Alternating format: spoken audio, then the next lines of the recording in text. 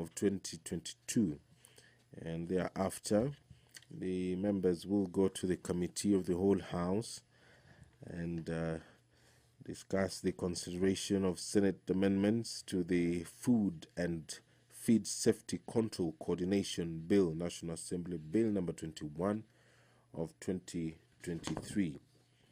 Also in the order of business this morning is the second reading of the Higher Education's Loans Board Amendment Bill, National Assembly Bill number 58 of 2022, the Parliamentary Pensions Amendment Bill, National Assembly Bill number 5 of 2023, the Public Finance Management Amendment Bill, National Assembly Bill number 38 of 2022, the Political Parties Amendment Bill, National Assembly Bill number 35 of 2022, the Parliamentary Pensions Amendment Bill, National Assembly Bill number 48 of 2022,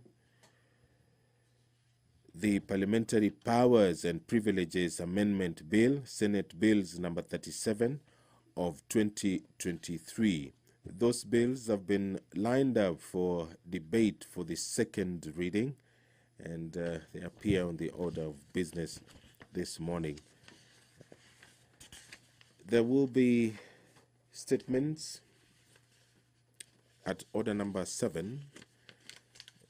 The Honorable Member Bernard Kitur, the Member of Parliament for Nandi Hills, will request a statement on the kidnapping and torture of Mr.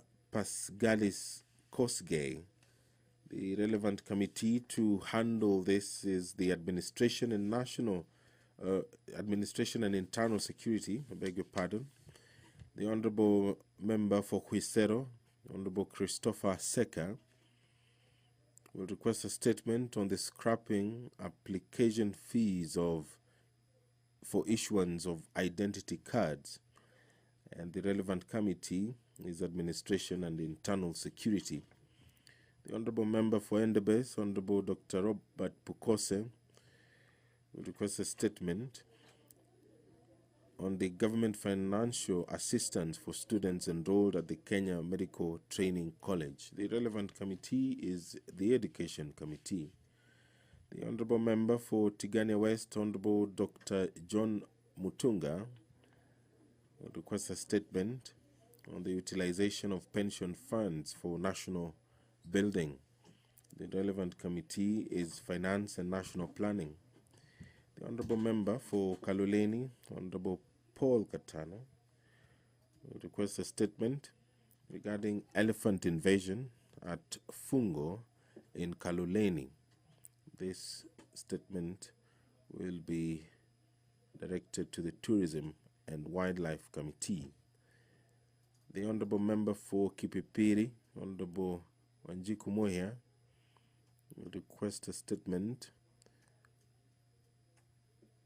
on unmarked bums, flyover in Jambini, Kipipiri, Olkalau, Nyaururu Road, and the relevant committee is Transport and Infrastructure.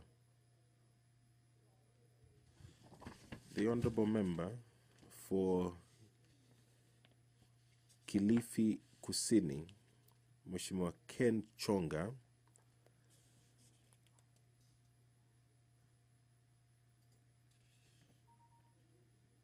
we will request a statement from the Committee on National Administration and Internal Security, and the statement concerns kufurushwa kutoka kwa ardhi yenye mgogoro Kilifi.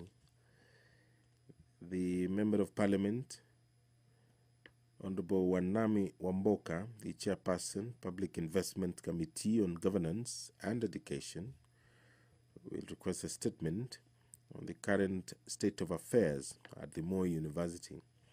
That statement will be directed to the Education Committee. If you're just joining us, any moment now, the business of the National Assembly will begin this morning of Friday, 18th of October, 2024 special sitting that was adopted by the National Assembly to look into businesses that appear in the order of business this morning. And later in the afternoon, the members of Parliament will also sit.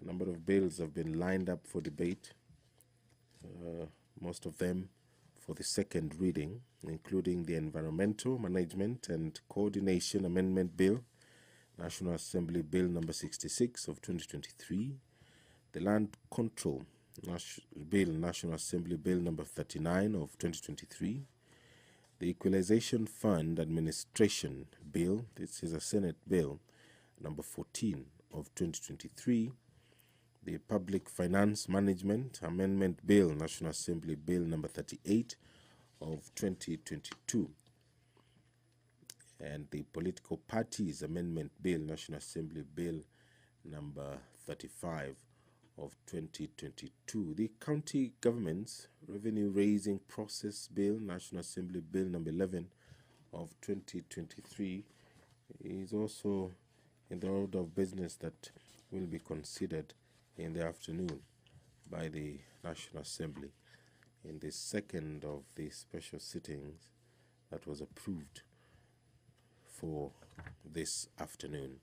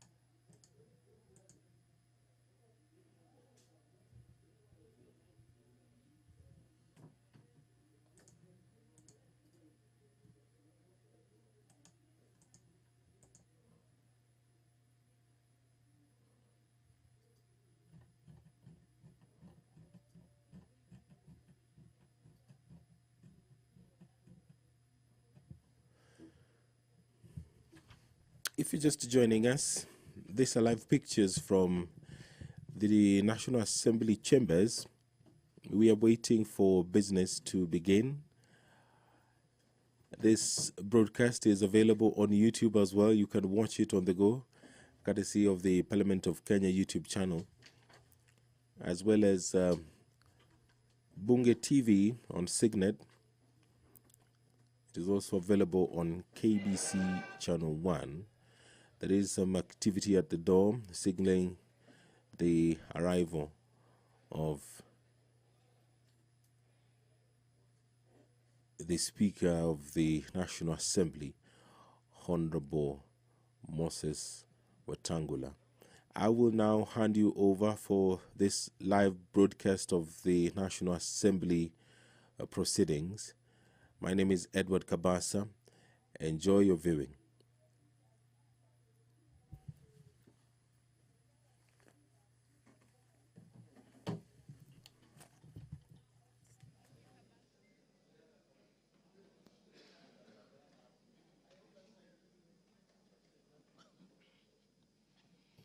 Waheshimiwa, tuombe. Ewe Mwenyezi Mungu, ambaye kwa hekima na wema wako umetoa nyadhifa za viongozi na mabunge kwa ustawi wa jamii na utawala haki wa wanadamu, tukusihi utazame kwa neema nyingi sisi watumishi wako ambao umeridhika kutuita tutekeleze shughuli muhimu za jamhuri yetu. Tukuomba uteremshie baraka zako sisi tuliokutanika hapa, na utujalie tuyatende na kufikiria mambo yote tutakayofikishwa mbele yetu kwa njia ya haki na uaminifu, ili utukufu na sifa zako ziendelezwe, na ili kustawisha amani, ufanisi na heri ya nchi yetu na wale ambao haja zao umezikabidhi mikononi mwetu. Amen.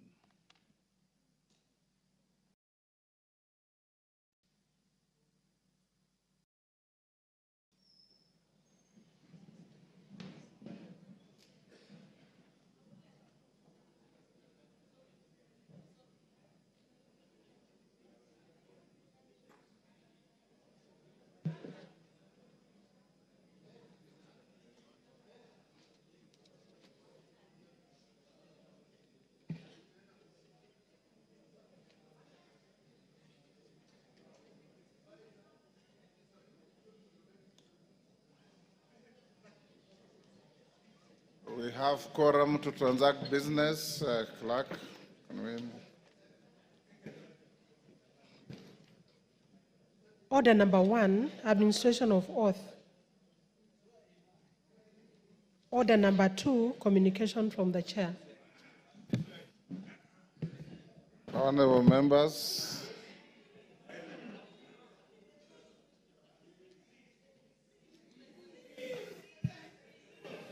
take your seats, honorable members.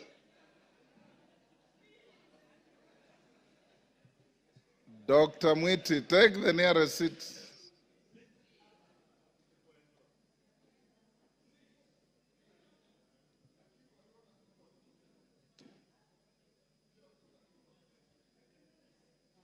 Kiplagat, take the nearest seat. Honorable members,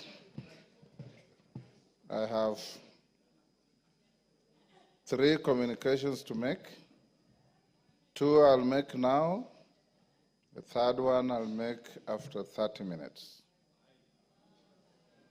The first one is a message from the Senate.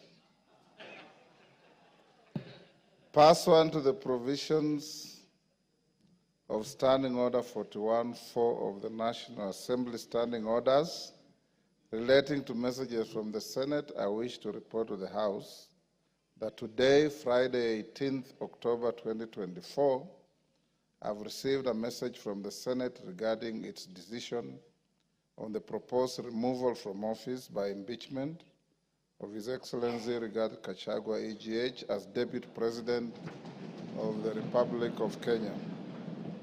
Honorable members, the message conveys that the Senate investigated the matter in accordance with Article 151B and 2 of the Constitution, as read together with Article 145 and Standing Order 79 of the Senate Standing Orders, and after according the Deputy President an opportunity to be heard on Thursday, 17th October 2024, upheld the following impeachment charges against the Deputy President.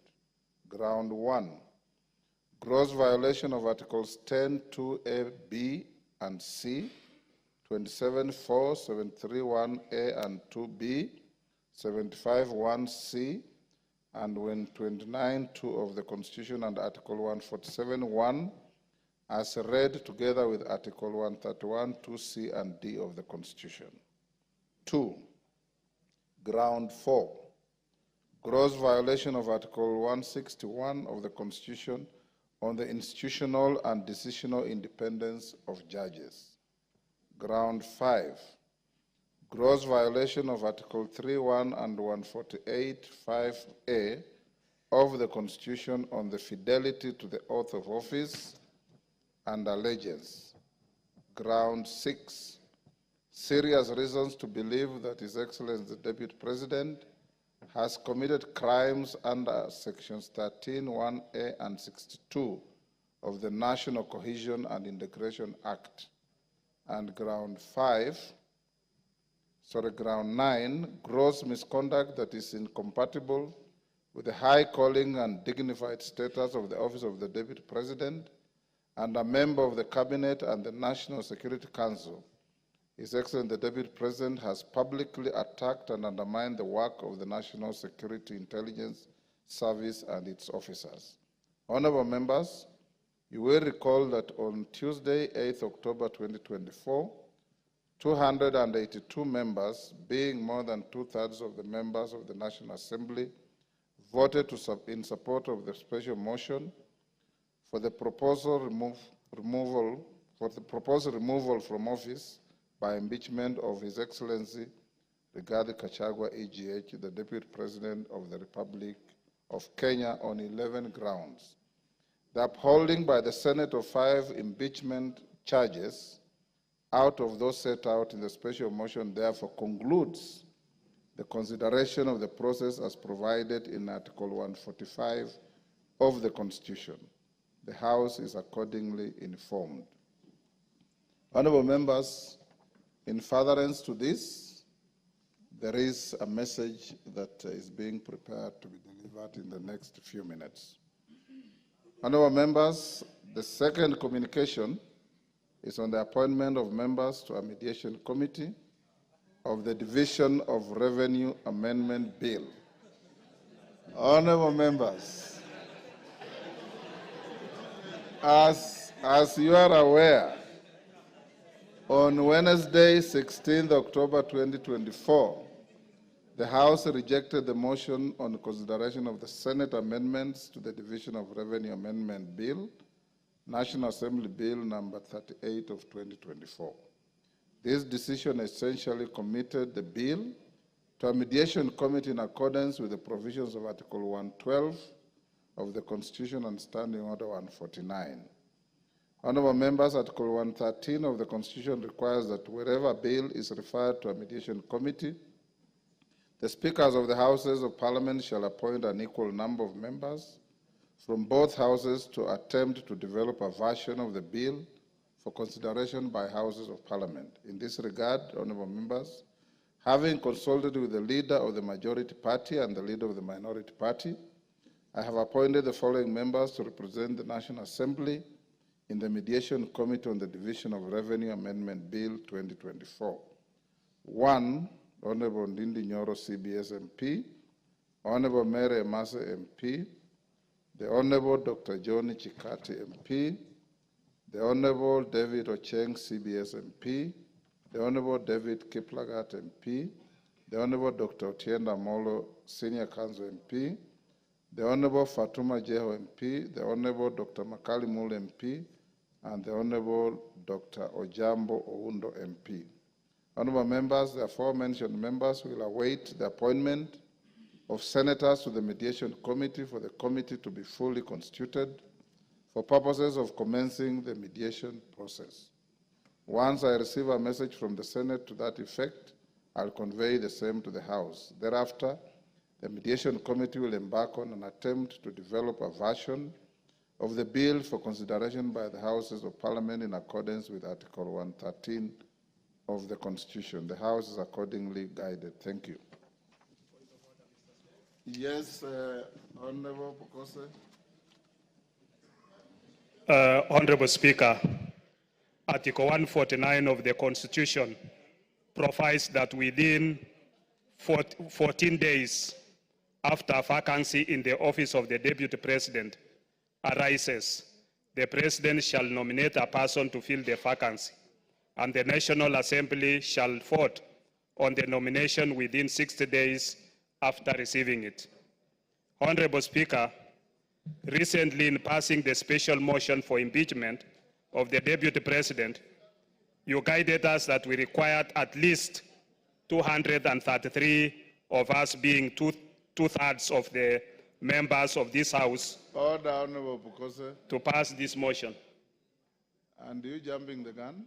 No, I'm just seeking your guidance, Honorable Speaker, Okay, whether we need the same threshold in this case. Okay, go on. So, Honorable Speaker, is the same voting threshold applicable in this case? I seek your guidance following your communication from the Senate. You are still jumping the gun. Okay. We have a communication from the Senate which requires no comment. Okay. When I give the next message, that is when you will be able to seek that clarification. Thank you. You are guided. Hold your horses. Next.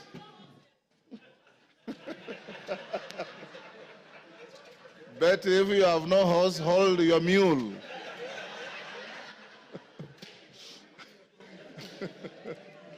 Hold your mule. Order number 3, messages. Order number 4, petitions.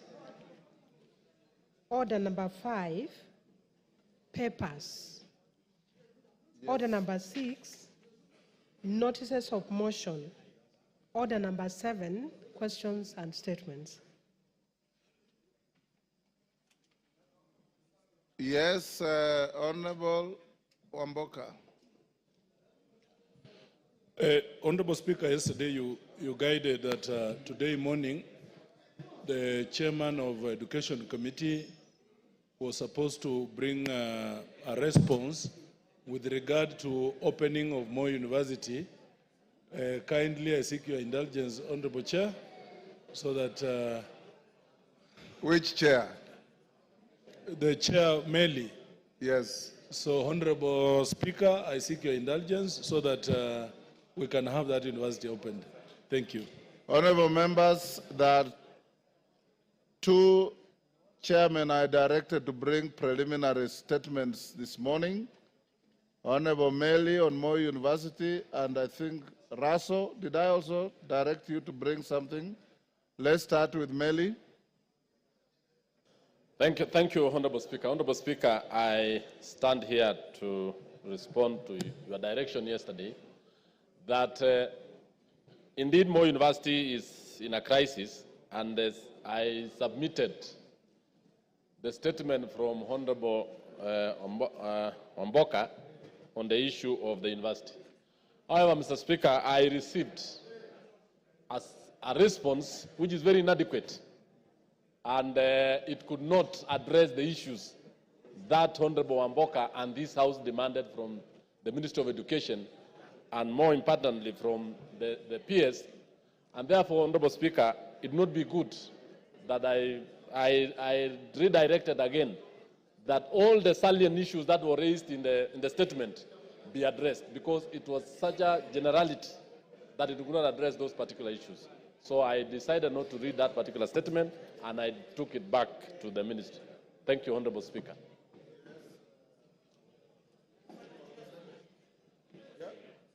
Is it on the same issue? Yes, I wanted to... Go ahead. Yes. Mr. Speaker, the issue of Moi University is a very serious issue, and especially destroying the lives of our professionals and our professors who have done a great job in going to school to be able to teach our children. Mr. Speaker, we want the ministry to take seriously this matter, because taking it lightly, and yet we are talking about the lives of people who are working there. They have lost their pensions, they have lost they don't have an increment of salaries, and they have been put on CRB. Almost all lecturers who took loans, the university is not paying. So we need that thing resolved as soon as possible, Mr. Speaker. Thank you. Yes. Thank you so much, Mr. Speaker. I rise knowing that Keses constituency is where Moi University is situated. And as we seek the information through the Chair of Education, I wish to reiterate an issue that has not been talked about for quite some time, that Moi University, being the only second university in the Republic of Kenya, has facilitated establishment of more than 9 other universities, fully pledged universities. And in the process of establishing, most of the resources then that were earmarked for Moi University or were generated under ITU, especially during the parallel self-sponsored program, were utilized to establish these universities. And no discussion since then have been brought forward to ensure that Moi University is compensated back to where it was before. And I want to raise this one, that the committee, as they are looking at, they should also be able to tell us how much resources were channeled out or were siphoned out to establish the other universities, and no discussion has been discussed to ensure that Moi University is reinstated back to where it was. Order, Meli, you are out of order. A university opening another campus elsewhere does not amount to siphoning money. It's expansion, and it's a program that grows education. How does that become siphoning money?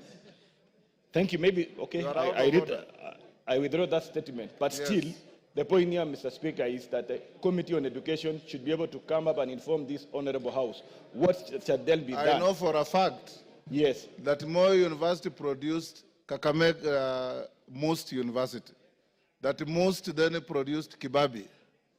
That has nothing to do with siphoning money at all. Yes, Ocheng? Yes. Ocheng? The Honorable Speaker, the issue of Moi University is hardening, Mr. Speaker.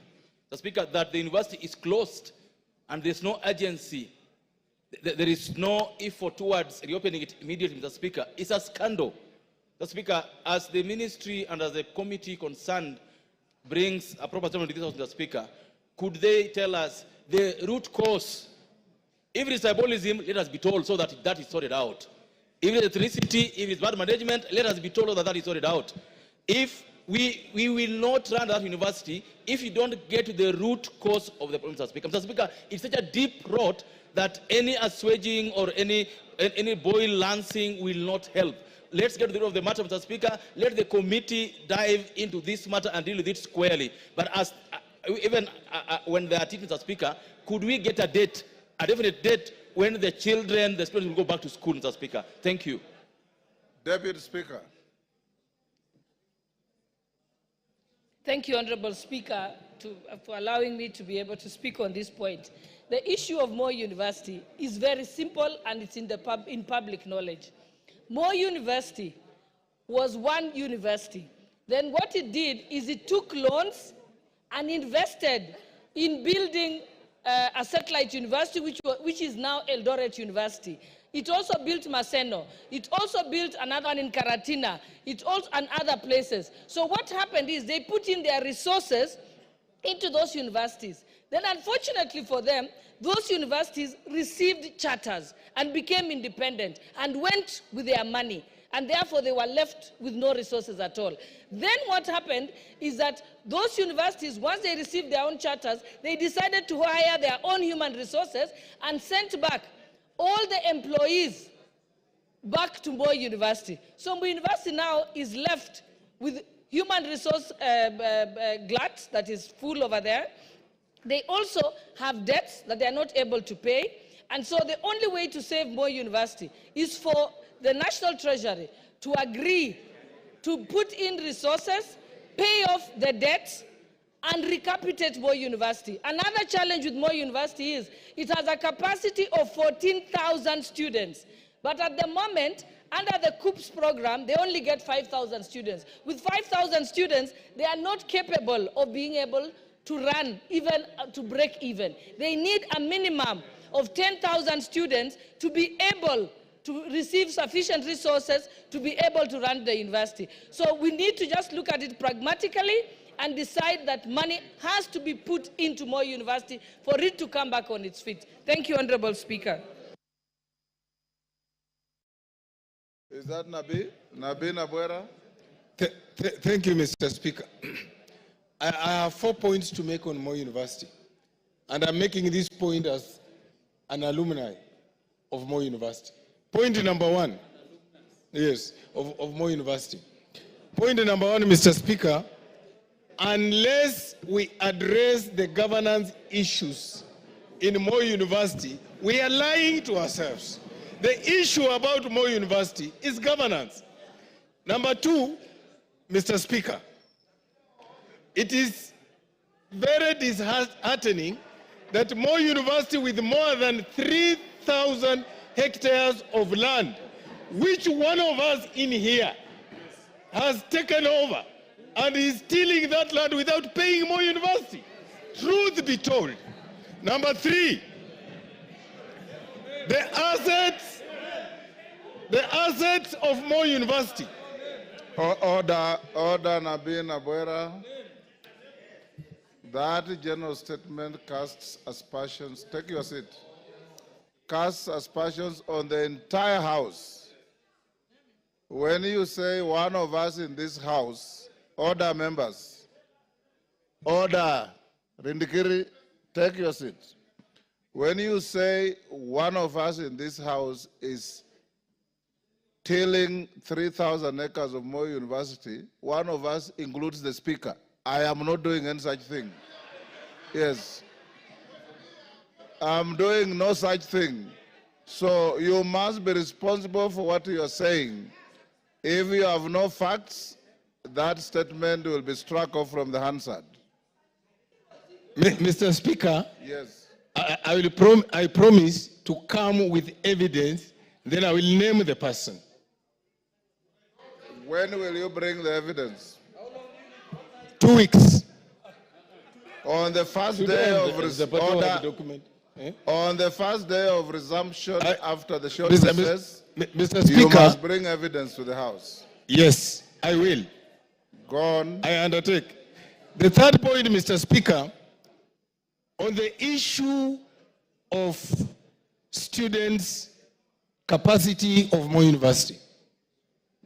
It has something to do with how well the university is run. There is nothing KUSP can do.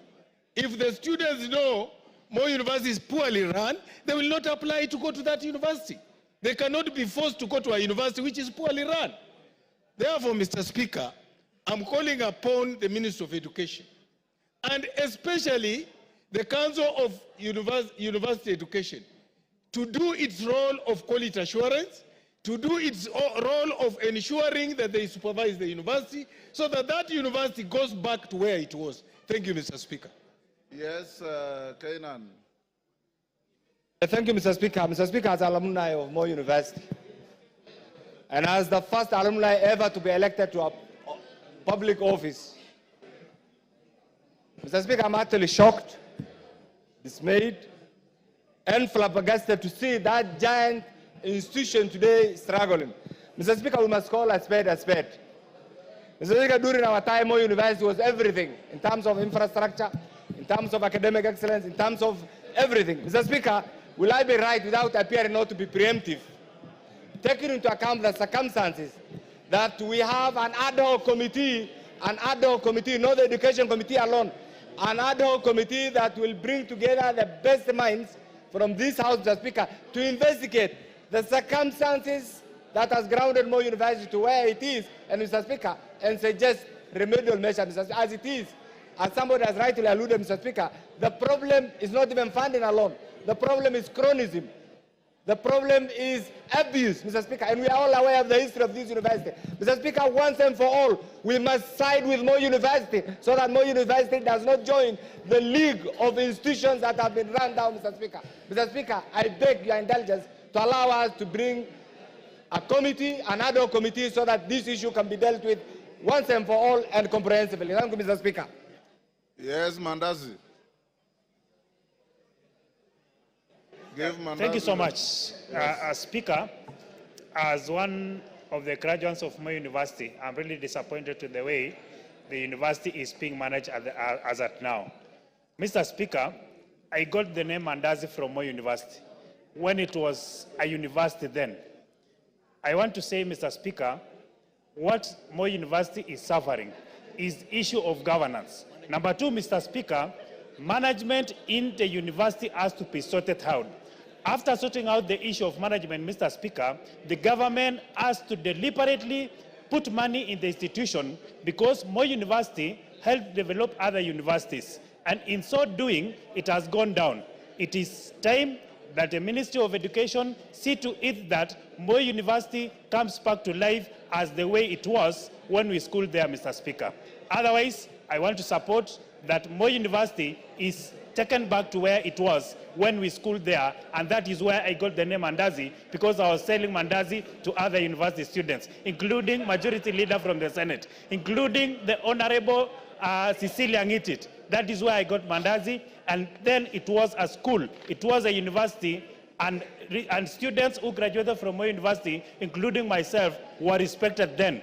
Today, it is not a university like it was before. It is time that East House considers putting money into the same university so it can develop and be a university that was before. Thank you, Speaker. Honorable members, Chairman Meli, what you have attempted to say on Moi University is not only inadequate but unacceptable to the House.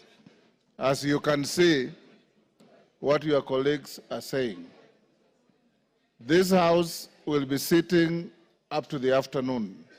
At 2:30, you must bring information from the ministry when this university is opening. At 2:30. Adequate or inadequate, you must tell the House when this university is opening. Parents go through serious soul searching to help their children maintained and sustained in institutions. And we cannot, as a responsible House, procrastinate on this matter anymore. Yes, Meli? Mr. Speaker, I do agree with you wholeheartedly, and even the issues raised by members. But when a ministry official or a PS gives a two-paragraph statement on such a serious matter, it is actually belittling the House. And in fact, Mr. Speaker, I gave out the statement raised by the honorable member, and just to be given a two-paragraph statement, which is very wrong. Issues facing Moi University on financials, governance, and even issues of poor governance is very big. And I did not expect that, Mr. Speaker, that I bring such a very poor thing. As chairman of the committee, you know what to do. I shall take action as you have said, and I'll bring a statement this afternoon. Thank you. Thank you. Russell.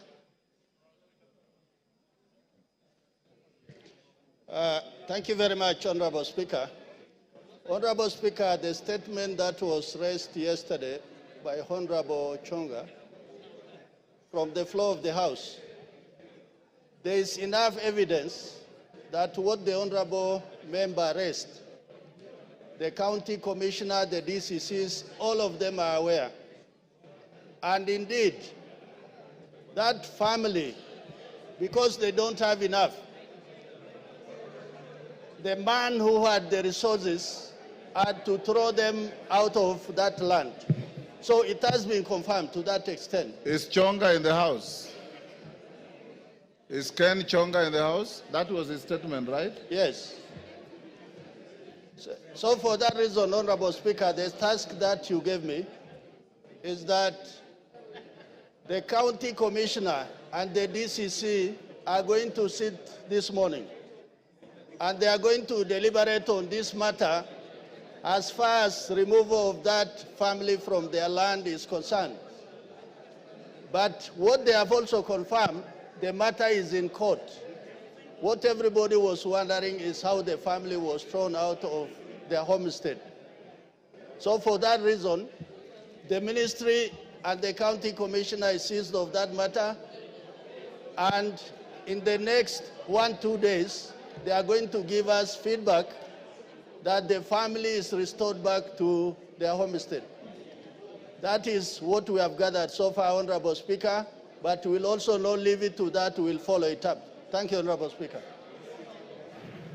Honorable Ken Chonga is not in the House, so we'll leave it there. Yes, Chairman. I know my very able chair had actually made the preliminary report on the same, but I've just got the information or the report from the ministry that the report can be even ready as this afternoon. Yes.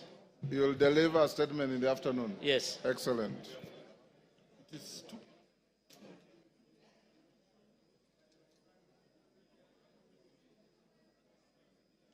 Member for Moyale, Jaldesa Guyo.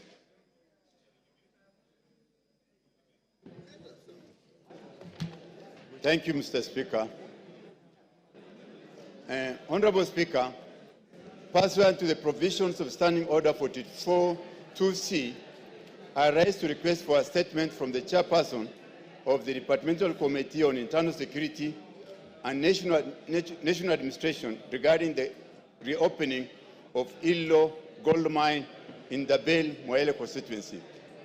Honorable Speaker, in 2023, the residents of Moyale discovered traces of gold in the Illo area of Dabel, Marsabit County, following a prolonged drought from 2021 to 2023, during which pastoralists lost more than 80% of their livestock. The discovery of the Illo gold mine offered a new lifeline and an alternative means of livelihood for the community. However, in March 2024, a disagreement between two artisanal miners resulted in the tragic loss of lives. Consequently, the Ministry of Interior and National Administration ordered a 30-day closure of the gold mine, citing insecurity and the absence of proper administrative structures to manage the site for the welfare of the community and other stakeholders. Honorable Speaker, since the closure, several positive developments have taken place. Community organizations have transformed into cooperatives to oversee the administration and management of their natural resource.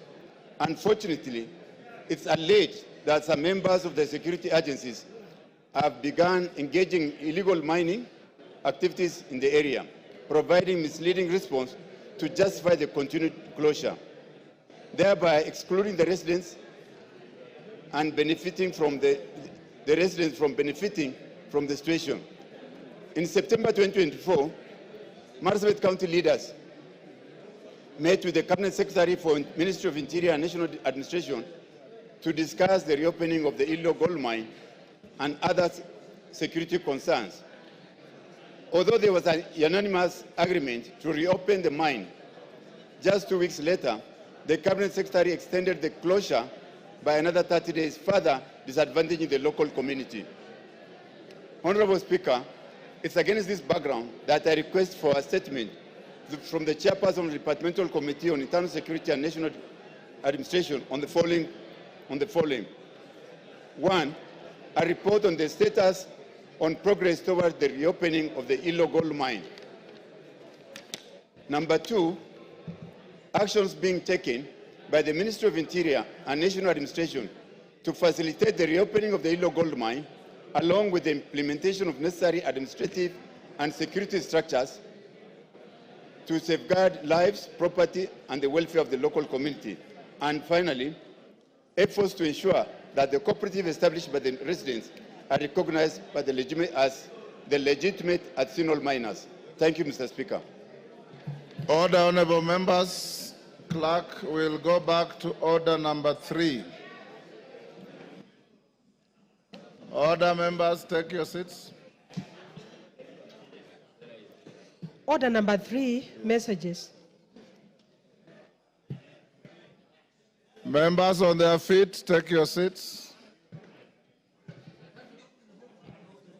Order, honorable members, take your seats.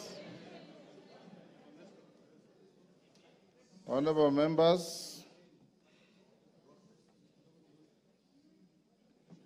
I have a message from the President on the nomination of Professor KITHURE Kindiki, EGH, to fill the vacancy in the office of the Deputy President of the Republic of Kenya. Order. Order, members. Honorable members, pursuant to the provisions of Standing Order 42.1, I wish to report to the House that today morning I have received a message from His Excellency the President regarding the nomination of Professor KITHURE Kindiki, EGH, to fill the vacancy which has occurred in the office of the Deputy President of the Republic of Kenya following the impeachment of the previous office holder. Honorable members, as you are aware, Article 149(1) of the Constitution provides as follows, and I quote, "Within 14 days after vacancy in the office of the Deputy President arises, the President shall nominate a person to fill the vacancy, and the National Assembly shall vote on the nomination within 60 days after receiving it." Honorable members, as you are aware, for a person to hold the office of Deputy President, the person must meet the requirements specified in Article 148, as read together with Article 137 of the Constitution. In the message, His Excellency the President indicates that as a prerequisite to the nomination, he sought and received confirmation from the Independent Electoral and Boundaries Commission, IEBC, that the candidate is qualified to vie for election as a member of Parliament in accordance with Article 137(1) of the Constitution. Further, His Excellency the President confirms that he has sought and received clearances from the following institutions with respect to the candidate. 1, the Kenya Revenue Authority, KRA. B, the Ethics and Anti-Corruption Commission, EACC. C, the Directorate of Criminal Investigations, DCI. D, the Higher Education Loans Board, HELP. And E, the Commission for University Education. Honorable members, in a testament to the foregoing, His Excellency the President has annexed the following documents in relation to his nominee. A, certified true copy of his certificate of birth. B, certified true copy of his national identity card. C, certified copies of his university degrees and other academic certificates. D, certification of foreign university degrees by the Commission for University Education. E, passport size photograph. F, curriculum vitae and testimonials. G, confirmation of compliance with Article 137 of the Constitution from the Independent Electoral and Boundaries Commission, IEBC. H, confirmation of citizen status by the National Registration Bureau, Office of the Registrar of Persons. I, confirmation of membership status in a political party from the Office of the Registrar of Political Parties, ORPP. J, policy party membership confirmation from the United Democratic Alliance, UDA. K, Chapter 6 of the Constitution, statutory clearances on leadership and integrity from 1, tax compliance certificate, Kenya Revenue Authority. 2, Ethics and Anti-Corruption Commission. 3, certificate of good conduct from the Directorate of Criminal Investigations, DCI. 4, compliance higher education loans board. And 5, credit report and certificate of clearance from the Credit Reference Bureau. In view of the foregoing, honorable members, and having perused the attached documents, I am satisfied that the candidate meets the requirements under Article 148 as read together with Article 137 of the Constitution to fill the vacancy in the office of the Deputy President. Consequently, the nomination is properly before the House for purposes of the decision required under Article 149(1) of the Constitution. Honorable members, Article 149(1) of the Constitution suggests that states that upon receipt of a nomination of a person to fill a vacancy in the office of the Deputy President of the Republic of Kenya, the House is required to vote on the nomination. Considering that the House is scheduled to proceed on recess at the rise of the House this afternoon, I'll convene a meeting of the House Business Committee immediately hereafter to deliberate on the next steps to be taken by the House. Thereafter, I will guide the House on the decision of the House Business Committee, and the House is accordingly guided. I thank you.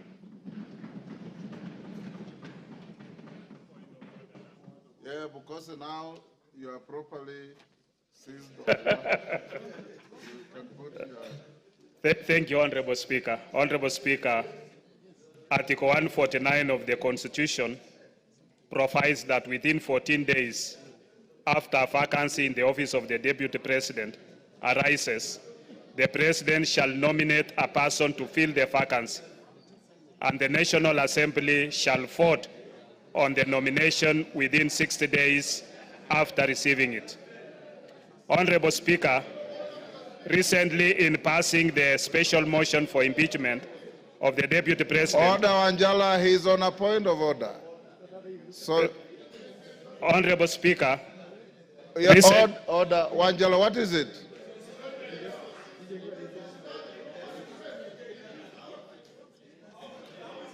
Order, Honorable Shinali. Order, Honorable Shinali, will you be upstanding? You are not properly dressed. You go and dress in a proper manner and come back.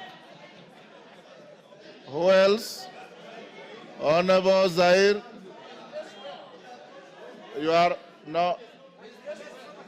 Him is a Muslim, is wearing a Friday prayer meeting. There's no problem. Shinali, go and dress up. Go on, Bukose.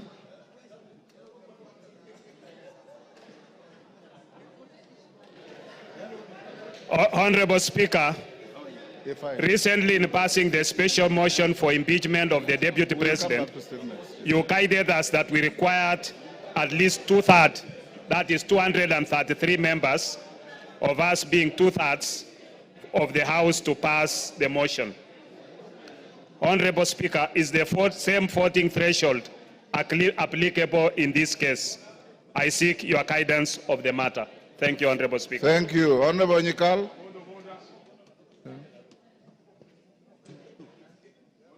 Yes, Milemba.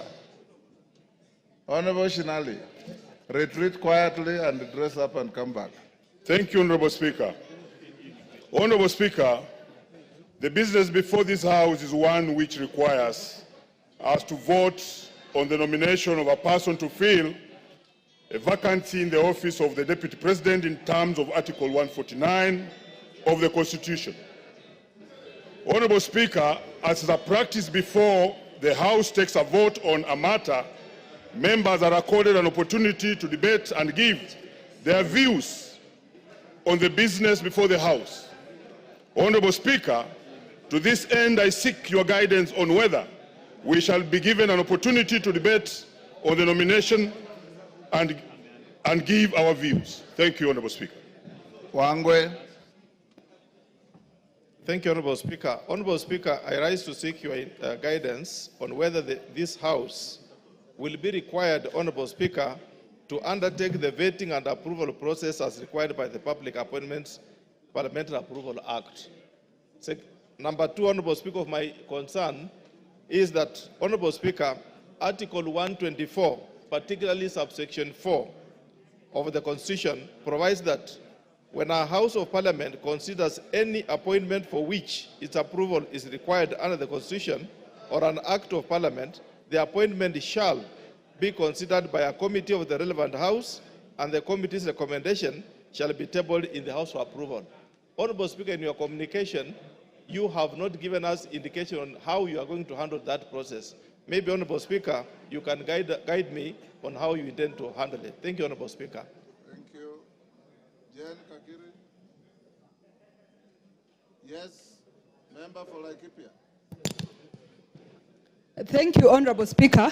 Honorable Speaker, you've just conveyed a message from His Excellency the President on the nomination of Professor KITHURE Kindiki to fill the vacancy of the office of the Deputy President, which occurred yesterday, to fill the vacancy of the office of the Deputy President, which occurred yesterday following the conclusion of the impeachment proceedings at the Senate. Honorable Speaker, we are now here to vote on the nomination as required by the Constitution. Honorable Speaker, could you please guide the House on whether we are acting within the constitutional deadline, and is it in order for the nomination to happen today after receiving the notification from the President today? Thank you, Honorable Speaker.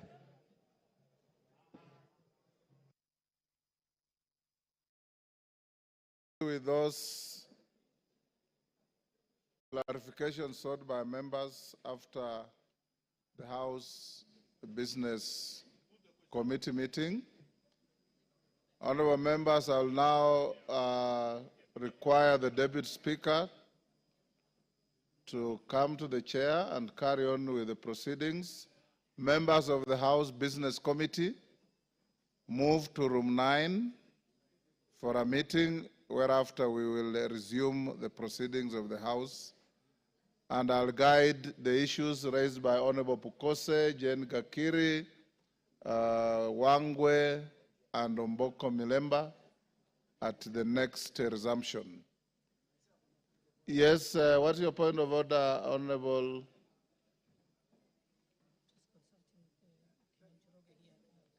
Thank you, Honorable Speaker. Honorable Speaker, I want to join my very good friend, the Honorable Pukose, in seeking your direction, Mr. Speaker, with regard to Article 149 of the Constitution on the appointment of and approval by a vote of the Deputy President.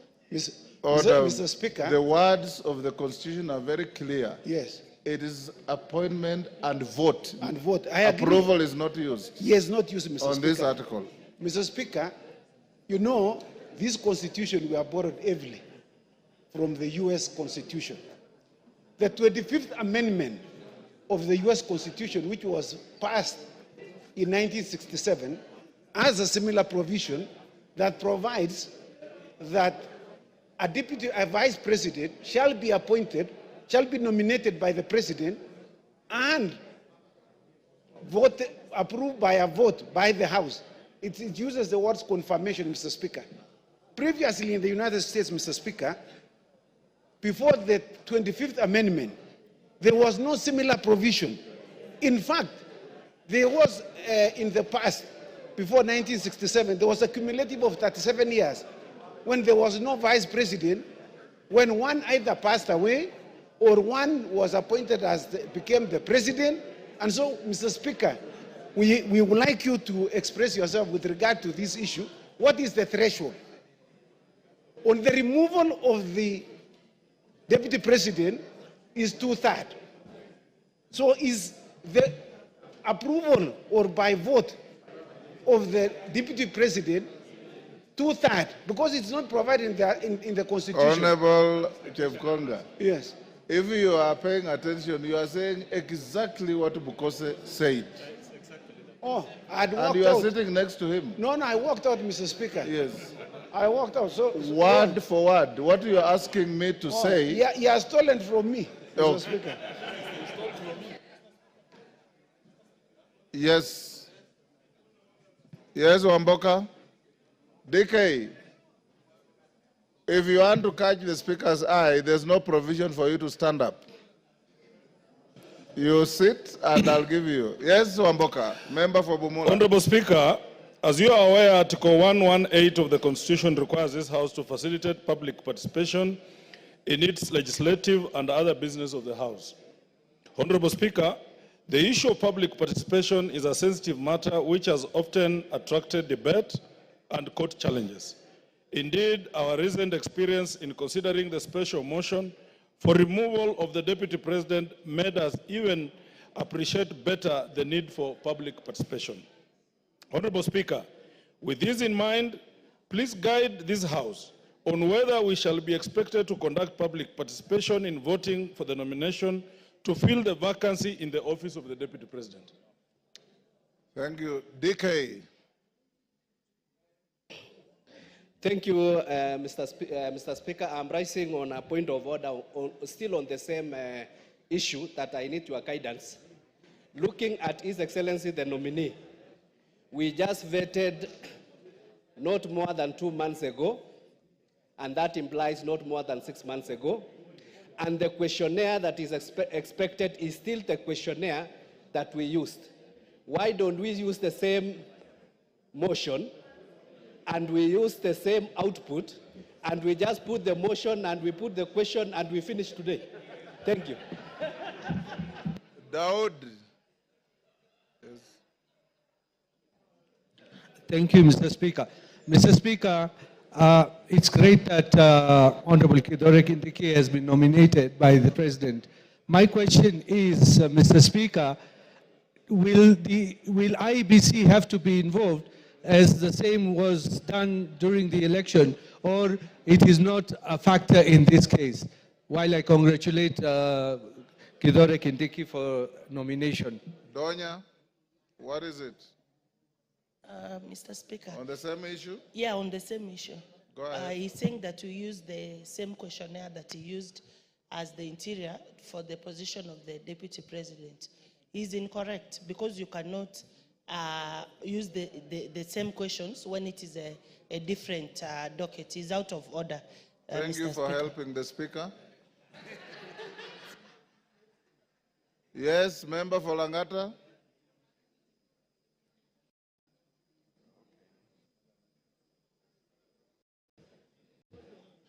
Yes. Thank you, Mr. Speaker.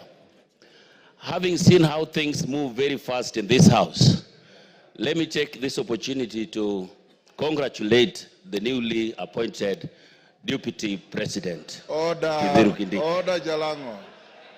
He has not been appointed, he has been nominated. I've just said on how things move very fast here, sir. Let me congratulate him. Let me be the first person to congratulate the newly elected Deputy President. Thank you, Mr. Speaker. You can come now. Eh? No, come and take the seat. Yes. Honorable members, we'll end this here. I'll make some reasoned direction on those issues raised. I will now ask all members of the House Business Committee, Kainan and your team, to move to room 9 for a meeting. And the Deputy Speaker will go on with the statements. I had not given direction on the member for Moyale's statement. It's committed to the committee responsible and to bring a response in 2 weeks.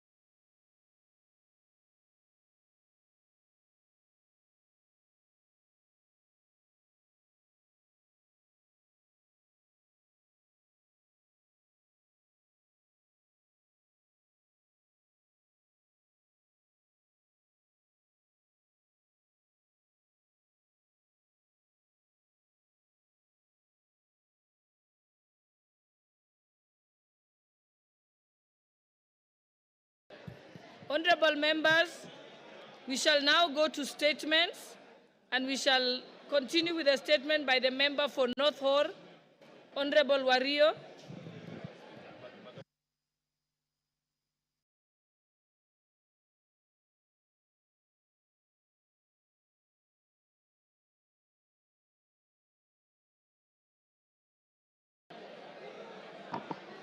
Thank you, Honorable Speaker.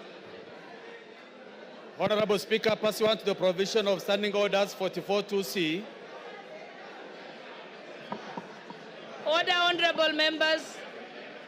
Order, honorable members. Order, honorable members.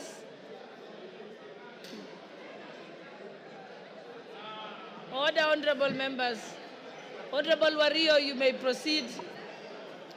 Honorable Speaker, pursuant to the provision of Standing Orders 44.2c, I rise to request for a statement for the chairpersons of the Departmental Committee on Agriculture and Livestock and Departmental Committee on Regional Development regarding the perpetual drought crisis and resultant loss of lives and livelihoods in arid and semi-arid lands, and especially in northern constituency. Honorable Speaker, northern Kenya is largely arid and semi-arid lands, and as a result, it is highly susceptible to the vagaries of climate change and climate-induced disasters. During the recent drought, there were several lives lost due to unmitigated droughts and persistent famine in the region. Furthermore, the ASAL regions lost an estimated 2.6 million livestock, which the NDMA estimated to be worth 226 billion. It is worth noting that Northern constituency, spanning 39,000 square kilometers, 1.5 times size of Rwanda, is the largest constituency in Kenya and optimizes the challenges faced by the northern region. This area, highly susceptible to climate change and climate-induced disasters, has recently witnessed devastating losses. Communities lost over 90% of their livestock. Malnutrition rates rose to 3 times the global average. Thousands of the children drop out of school. Even with the recent normal rains, the population in North still faces life-threatening food crisis, with minimal and intermittent government support through relief foods. Despite the availability of vast land as the main factor of production and the ability to predict these weather conditions and with the use of ICT-based technology, the government interventions have largely been reactive and short-term, perpetuating cycle of dependency. Honorable Speaker, the Northern Kenya Development Plan is a sustainable plan to cushion communities in the region from the adverse effects of the climate change and climate-induced disasters. Unfortunately, this plan is yet to be implemented to transition pastoralists and victims of climate disasters from dependency of relief food to long-term and sustainable livelihoods and food security interventions. Honorable Speaker, it is against this backdrop that I request a statement from the chairperson of the Departmental Committee on Agriculture and Livestock and Regional Development on the following. 1. Plans on how the government intends to leverage on demonstrated capacity for transformative projects in technology, water, and large-scale infrastructure projects to prioritize food security and enhance dignity of the population in North and the ASALs of Northern Kenya. B, an explanation on why the government allocates substantial resources for relief food annually, but minimal or no resources for specific, smart, measurable, and realistic food security programs in the ASAL of Kenya. A comprehensive report on all food security and drought resilience projects with its corresponding budgets by both government and donor-funded projects that have been implemented or are ongoing in Northern constituency and the ASALs of Northern Kenya.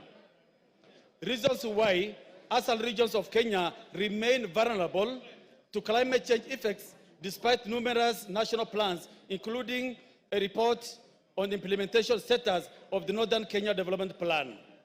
Finally, a detailed analysis of the audited impacts of initiatives aimed at cushioning Kenyans from the effects of the climate change, with specific attention to Northern region, including timelines for implementation of sustainable solutions. Thank you, Honorable Speaker.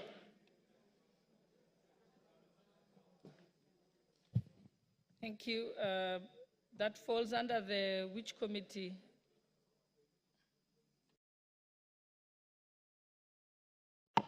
Environment? Committee of Agriculture and Livestock and Regional Development. Honorable Mutunga, are you here? Do you have any response? Or do you want to say something about it? Honourable Speaker, we can promise to get a response in the next 2 weeks, soon after the recess. Thank you. Honorable members, before we move to the next statements,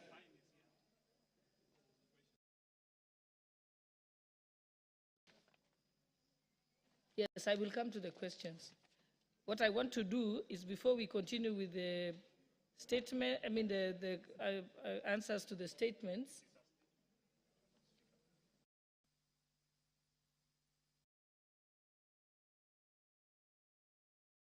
I will give you the opportunity. We'll go back to we are going to go to the statement. So you'll have an opportunity, Honorable Pukose. But before we proceed with the statements, allow me to reorder the order paper. And we will go to order number 8 to put the question, and also order number 9, and then we can go back to statements. So, honorable members. Oh, yeah, read out. Order number 8, the Community Health Workers Bill, National Assembly Bills number 33 of 2022, second reading, question to be put. Honorable members, I now put the question that the Community Health Workers Bill, National Assembly Bill number 53 of 2022, be read a second time. Will as many as of that opinion say aye? Aye. Will as many as of the contrary opinion say nay? The ayes have it. Next order. A bill for an act of parliament to make provision for the training, registration, and licensing of community health workers, to regulate their practice, to provide for the establishment, powers and functions of the Community Health Workers Council of Kenya, and for connected purposes.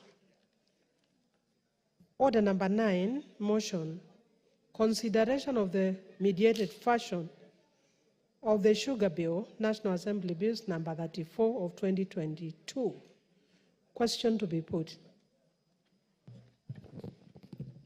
Honorable members, I now put the question that pursuant to the provisions of Article 113(2) of the Constitution and Standing Order number 153, this House adopts the report of the Mediation Committee on the Sugar Bill, National Assembly Bill number 34 of 2022, laid on the table of the House on Wednesday, 16th October 2024, and approves the mediated version of the Sugar Bill, National Assembly Bill number 34 of 2022. Will as many as of that opinion say aye?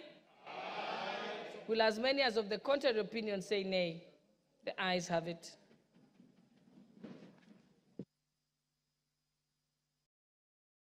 So, honorable members, we go back to statements, and I think we have the statement. Yours not the first one, Honorable. Yes, I have the list here. I think we are starting with the one for Honorable Bernard KITHURE, MP for Nandi Hills.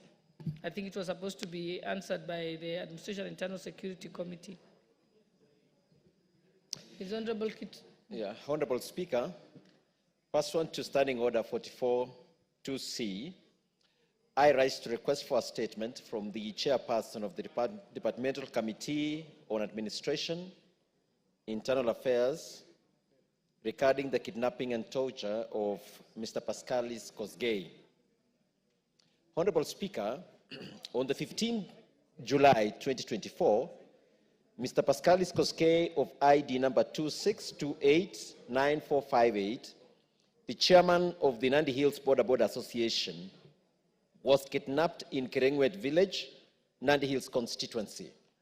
He was tortured for 6 hours before being dumped unconscious and naked in a tea plantation miles away from his home. This incident occurred on the same day he led a major demonstration alongside other area leaders against multinational tea estates, demanding increased employment for locals and a reduction in the use of tea plucking machines. Prior to his abduction, Mr. Kosgei reported that he received numerous calls regarding his whereabouts, including from a senior DCI officer recently transferred from Nandi Hills.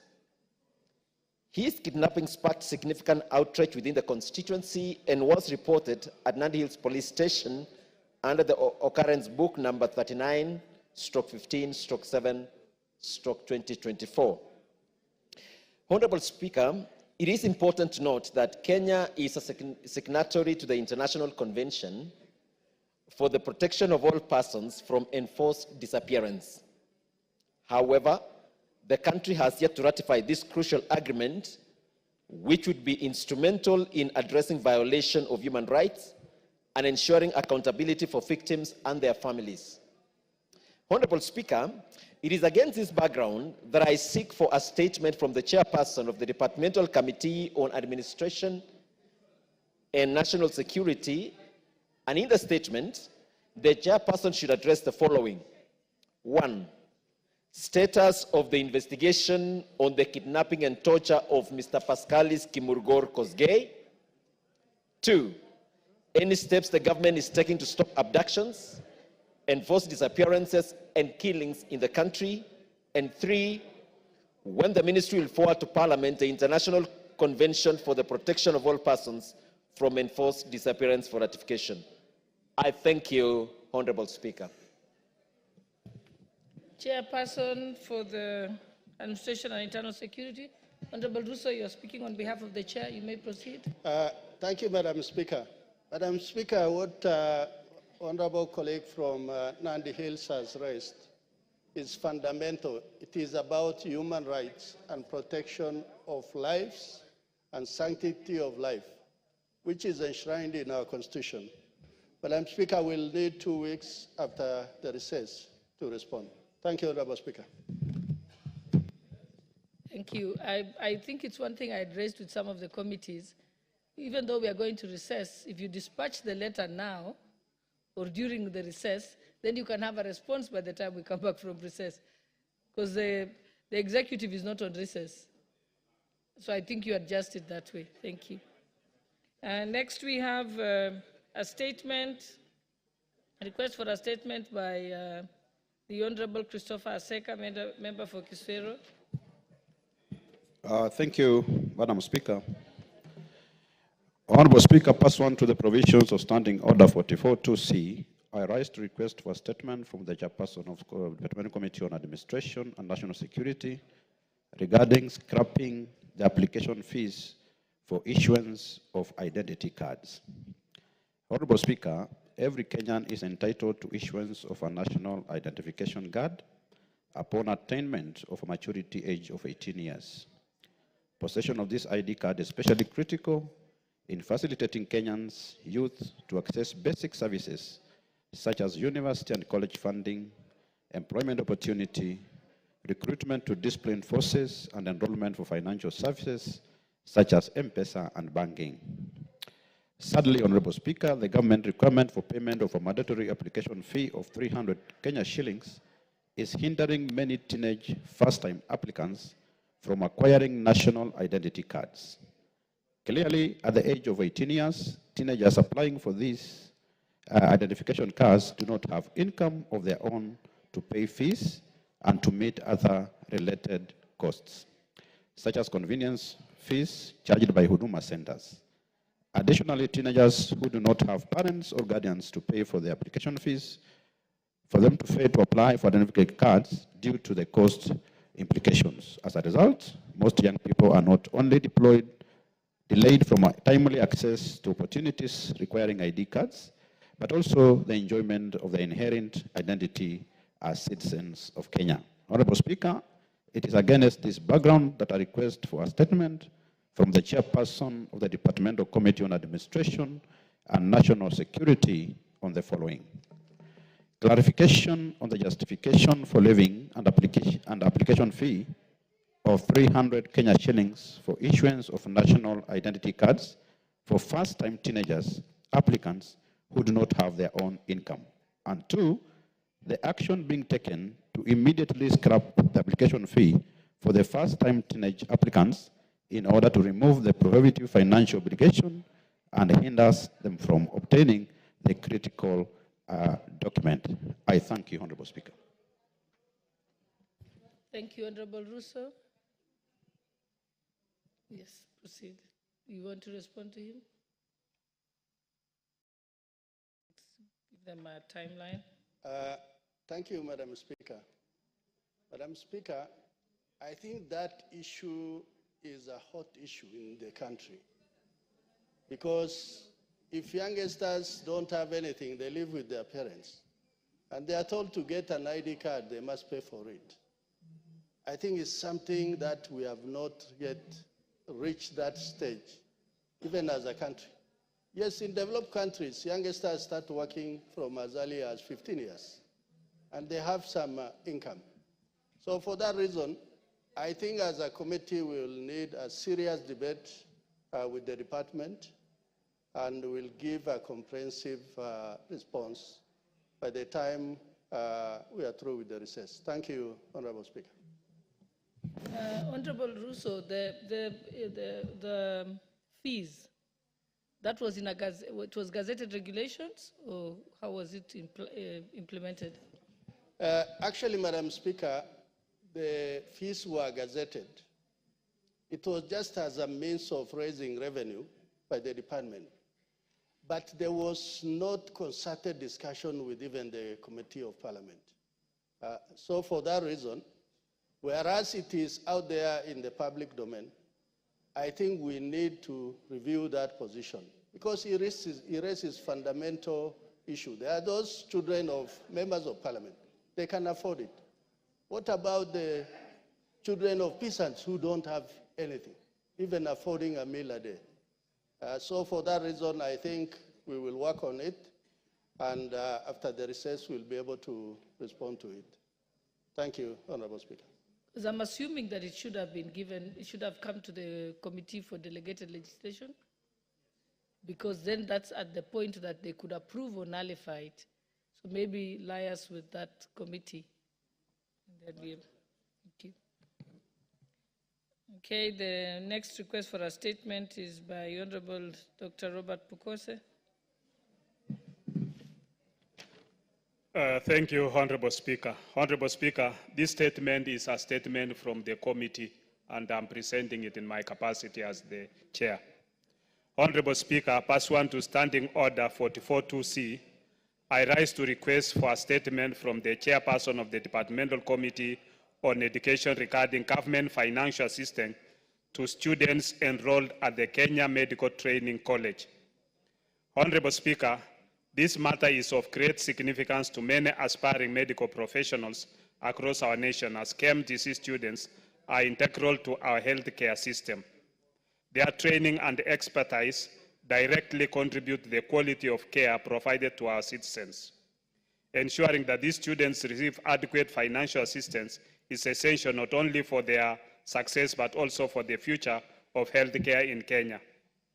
Honorable Speaker, it is against this background that I seek for a statement from the chairperson of the Departmental Committee on Education on the following.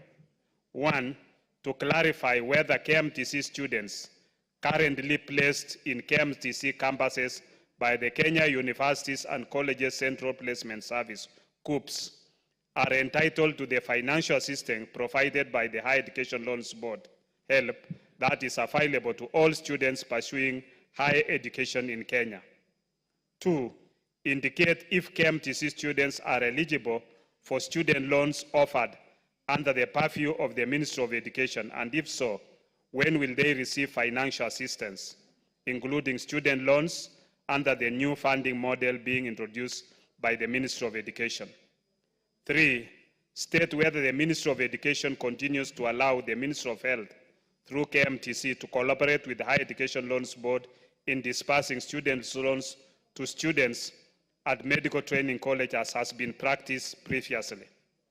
4, explain the actions taken by the Ministry of Education to ensure that KMTC students have access to financial assistance, thereby promoting equity and inclusivity in higher education financing comparable to that of other students across the country. And if you could allow my Vice Chair, Honorable Speaker, to also make a comment on it. Okay, proceed, Honorable Patrick.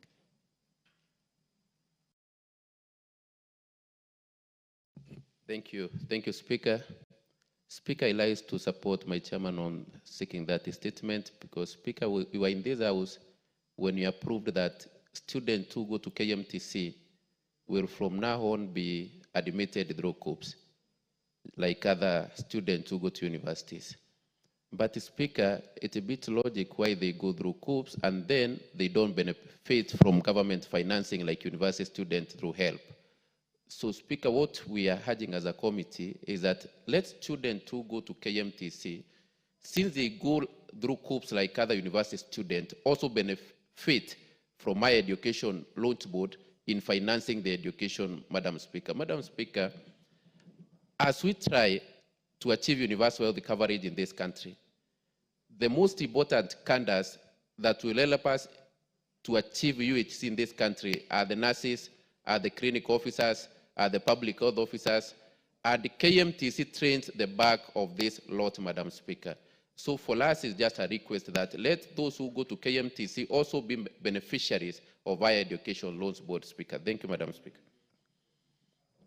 Thank you, Chairperson for the Education Committee. Thank you, Madam Speaker. Madam Speaker, I want to commend Honorable Dr. Bukose, the Chair, and the members who have raised this particular issue. It's a very, very pertinent issue.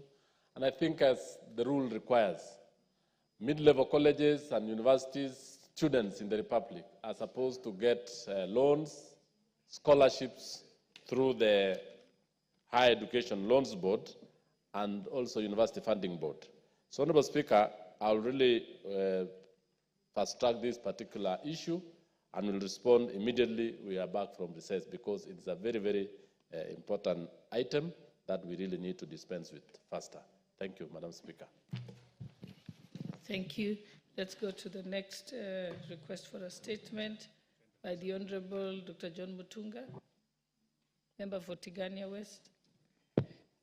Thank you, Honorable Speaker. Honorable Speaker, pursuant to the provisions of the Standing Order 44.2c, I wish to request for a statement from the Chairperson of the Departmental Committee on Finance and National Planning regarding the utilization of pension funds for national building.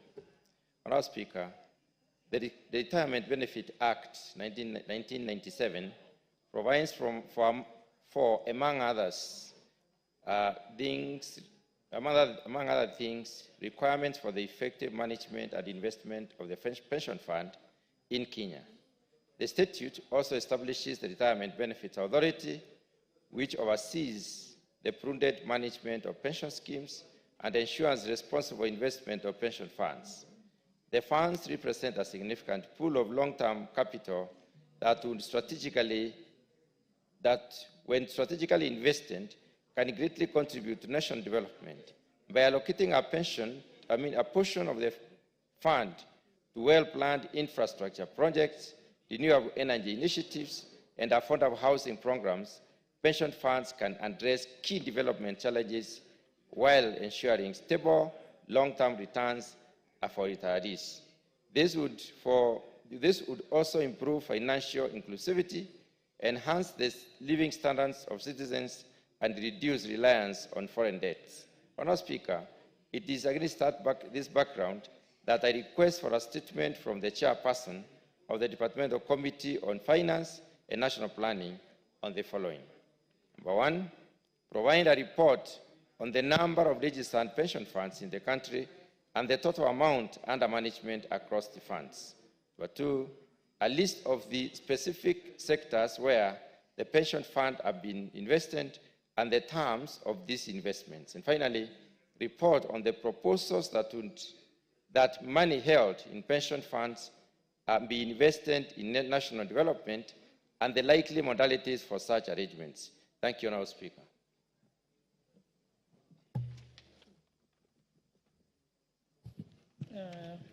The Chairperson for the Committee on Finance and National Planning, Honourable Kuria. Thank you, Honourable Speaker. Honourable Speaker, I want to thank the Honourable, my colleague, the Chair for Agriculture, Mutunga, for requesting for this statement. And I think the committee will endeavour to go far beyond the statement sought. Honourable Speaker, the pension savings as a percent of GDP in Kenya is between 10 and 15%.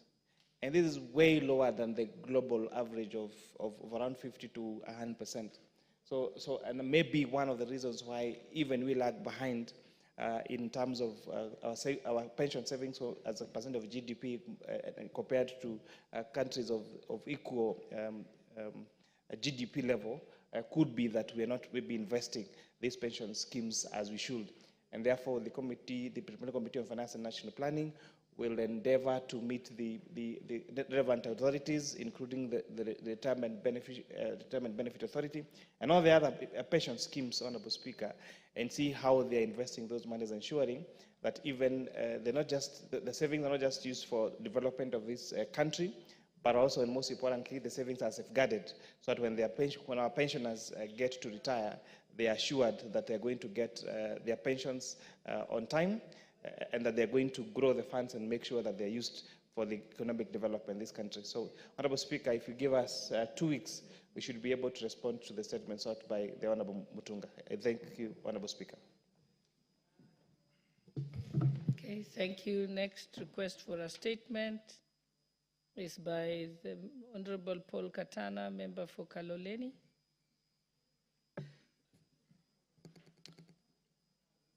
Honorable Speaker, pursuant to Standing Order 44.2c, I rise to request for a statement from the Chairperson of the Departmental Committee on Tourism and Wildlife on elephant invasion in Kayafungo in Kaloleni. Honorable Speaker, Kayafungo is a sacred Giriama shrine set within a natural forest filled with towering ancient trees. Unfortunately, the invasion of elephants has severely impacted the area, leading to the destruction of nearly all its trees and places of worship. While these majestic creatures are an essential part of our national heritage, they have also become a major source of property damage and fear of residents. Honorable Speaker, it is against this background that I seek for a statement from the Chairperson of the Departmental Committee on Tourism and Wildlife. In the statement, the Chairperson should address the following. 1. Immediate measures the Ministry is instituting through the Kenya Wildlife Service to keep elephants away from Kayafungo and facilitate their return to their natural habitat. 2. Plans by the Ministry to compensate residents whose properties have been damaged by the elephants. 3. Measures in place to restore the damaged Giriama shrine and its surrounding environment to its original state, as well as to protect it from future elephant invasion. Thank you, Madam Speaker. The Chairperson for the Departmental Committee for Tourism and Wildlife. Oh, you're there? Okay, Honorable Muge. Honorable Chair, I'm not the chairperson of the said department or a member, but Honorable Speaker, I wanted to add my voice to the said matter. Honorable Speaker, I come from a county that has a lot of animals, especially monkeys. And Honorable Speaker, this matter has to be accorded the attention it deserves. There's a whole belt in my county, Honorable Speaker, running through the valley, the Nandi, the Aldai, and the Tindred constituency. Honorable Speaker, those people hardly harvest anything, because anything that they plant is eaten by the monkeys, Honorable Speaker. And these people, Honorable Speaker, are not getting the attention from the concerned authorities so that their crops and their plantations can be protected, or, Honorable Speaker, they can be advised on what else to do that will not attract the animals to their farms and eat their foods and their crops, Honorable Speaker. So, Honorable Speaker, in support of the member who was asked for this statement, I add my voice that this particular department, Honorable Speaker, should be able to do a thorough audit and be able to map all the animals, Honorable Speaker, that are actually becoming a source of conflict between the humans and the animals, so that we can look for a way, Honorable Speaker, to safeguard those people, to make sure that their lives is ongoing and they are comfortable in their living, and the animals also, Honorable Speaker, are comfortable so that they can be able to have a better coexistence, Honorable Speaker. I thank you. Thank you. Is there a member of that committee in the House? Okay, then I think Honorable Wako, I think we'll task you to ensure that it goes to the relevant committee. Next we have. Thank you. Next we have another request for a statement. Honorable Wanjiku Muya, member for Kipipiri. Thank you, Honorable Speaker. Honorable Speaker, pursuant to the provision of Standing Order 44.2c, I rise to request for a statement from the chairperson of the Departmental Committee on Transport and Infrastructure regarding the unmarked bumps along flyover Jabini, Kipipiri, or Karau Nyahururu Road. Honorable Speaker, there are several concerns regarding the safety and well-being of both road users and the surrounding communities due to the erection of unmarked speed bumps along the flyover Jabini, Kipipiri, or Karau Road to motorists. The unmarked bumps on the Kenha Class A road pose a significant risk to motorists. The lack of clear signage, markings, and proper visibility has already resulted in several near-miss incidents and in some cases, accidents. The sudden appearance of this speed bump forces drivers to brake abruptly, increasing the likelihood to rear-end collision, particularly at night or in adverse weather conditions. Additionally, residents are worried about the heightened risk to pedestrians, especially school children, as vehicles may swerve unpredictably to avoid the unmarked bumps. Moreover, the damage to vehicles caused by sudden impact with these bumps has placed unnecessary financial burden on road users. Honorable Speaker, it is against this background that I request for statement from the chairperson of Departmental Committee on Transport and Infrastructure on the following. 1. Plans to ensure that all bumps erected along the flyover, Jabini, Kipipiri, or Karau Nyahururu Road are clearly marked and proper signage provided. Action being taken for the, that is 2, action being taken for the provision of proper signage and reflective markers along the flyover Jabini, Kipipiri, or Karau Nyahururu Road. And 3, a report on the exact timeline for marking the bumps and placing signage along the said road. I thank you, Honorable Speaker. And just in one sentence, I want to confirm, like Kipipiri, we have already lost so many souls in a very black spot called Jiret near Kariamu. Recently, we lost a principal from Kiabogo Secondary School, and we have lost many, and particularly near Kinagop, and I know the member will be speaking. The contractor who maintained this road, he maintained and go and leave the road as dangerous as such. Thank you, Honorable Speaker. Okay, Honorable Member for Kinagop. Thank you, Madam Speaker. I, in especially, want to thank my colleague, who is a member of Parliament for Kipipiri, my neighbor. The road that has been mentioned passes through my constituency, fly over to Jambini, then to Kipipiri, all the way to Nyahururu. And that road, Madam Speaker, has become a death trap, simply because the bumps that are in that road are not marked. And Madam Speaker, we have raised this issue numerous times with the Kenya National Highways Authority, and nothing has been done so far. In my very constituency, there's a place called Gadara Ward, a place called Kanamba. And we have lost lives of children in school, going to school, simply because there are no bumps. And the bumps that are on that road are not marked. And therefore, I want to support this statement and ask that Kenya quickly or speedily just erect bumps where they're supposed to be and be simply marked, so that then we stop this loss of life. And Madam Speaker, there's some level of complacency when it comes to erecting bumps. You know, you'll hear these people say, we cannot erect bumps because it's a highway. But then, what is more important, speed or the lives of people? And therefore, Madam Speaker, in a special way, I would want you to emphatically compel Kenya National Highways Authority to erect bumps where they're supposed to be and mark them appropriately. I rest my case, Mr. Speaker. Madam Speaker. Thank you. The chairperson for the Transport and Infrastructure Committee. Any member of the committee?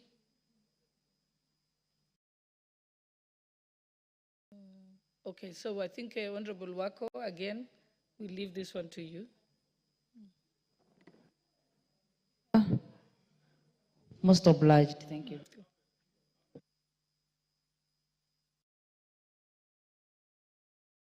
The last statement, we have a statement from the Honorable Member for Chuka, Honorable Patrick Tigwan.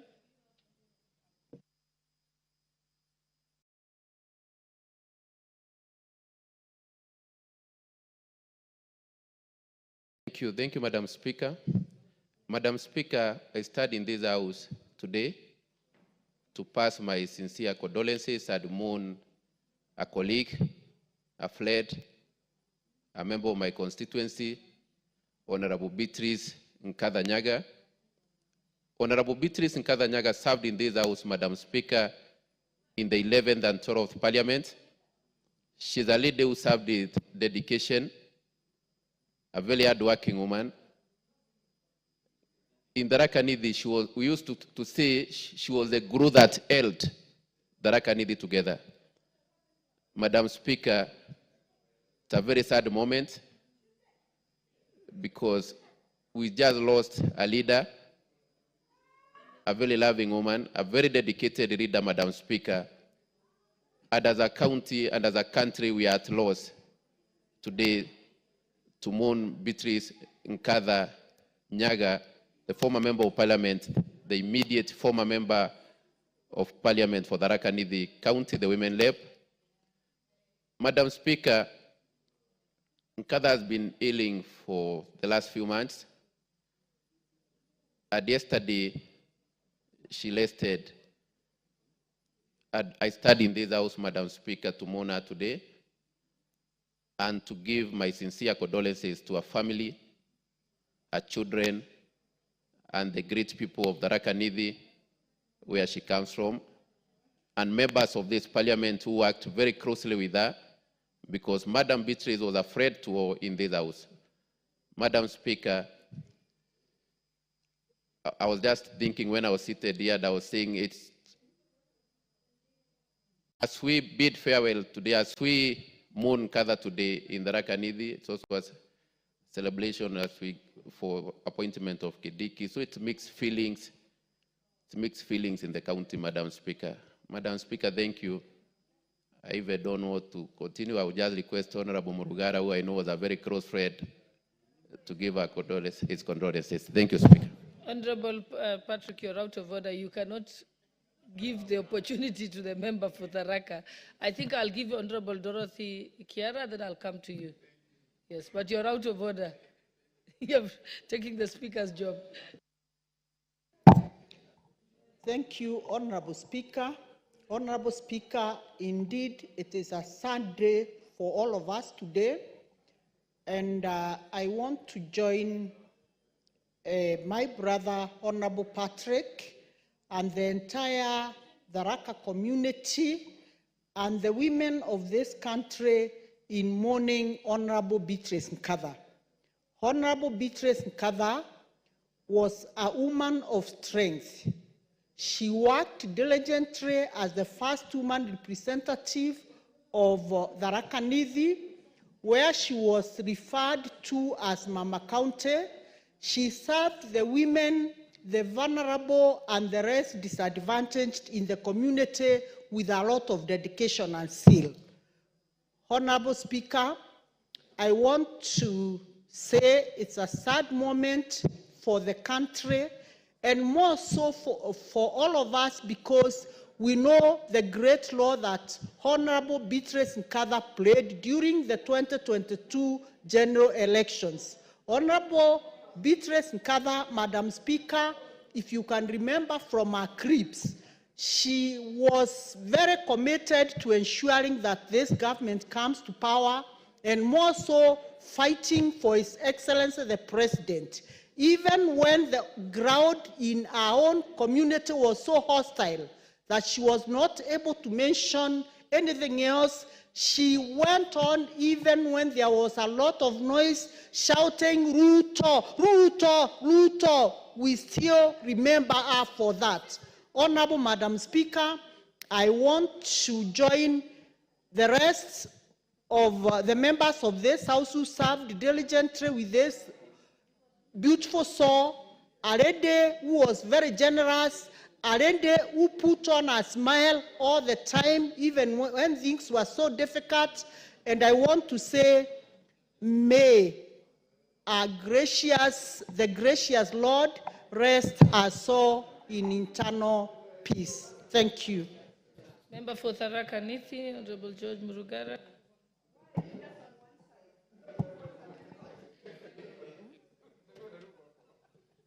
I will come to you. I'm just following the order of the names that came here. I can see Honorable Mishimboko is next. Yes. You're out of order, Honorable. Proceed, Honorable Member for Tharaka. Thank you. Thank you very much, Madam Speaker. Madam Speaker, allow me to join my colleague, neighbor and county of Tharaka Nithi, the Honorable Patrick Munenen Tuiga, who represents Chukaigamba Ngombe and is the local member of parliament for the late Honorable Beatrice Nkatha Nyaga. May I join him on behalf of the people of Tharaka constituency, Tharaka Nithi County, and all the well-wishers of the country as we relay our unreserved condolences to the family of the late Beatrice Nkatha. Madam Speaker, Honorable Beatrice Nkatha was a lady to behold. She served the county of Tharaka Nithi for 10 years without a blemish. We remember the lady Beatrice Nkatha with nostalgia, and especially as she was the unifying factor of that county, even when things appeared to go south. She spoke for all of us. She loved the county. She traversed that county with like a colossus, and they did not discriminate one constituency against another or one people against another people. She loved the children, the students, the elderly, the vulnerable, and she spoke for them without any reservation. Today, a dark cloud hangs over the county of Tharaka Nithi as we mourn this great lady. It also hangs over the country because Beatrice, especially towards the last general election, stood for the entire country. She was one of the most committed servants of the UDA party. She was one of the most loyal persons to His Excellency the President, Dr. William Samoei Ruto. And Dr. Ruto constantly remembered Beatrice and would always ask where she was, what she was doing, and eventually nominated her for the seat of CAS, Treasury, in this republic. We never took that as light as it would appear, in spite of the fact that problems came up with that position of CS. Let me thank His Excellency for that, and also thank him today because he's wiping away our tears by nominating Professor KITHURE Kindiki to be the Deputy President of the Republic of Kenya. Professor Kindiki does not belong to Tharaka Nithi, to Meru, or any other. He is a nationalist. He stands in for the entire country, and this is why this House has received that nomination with the zeal, happiness, and accolades as required. Madam Speaker, as I pen off, I have just also lost my mom, the late Lena Gashire Murugara, to whom I am the third born. She was elderly at 88. She has rested.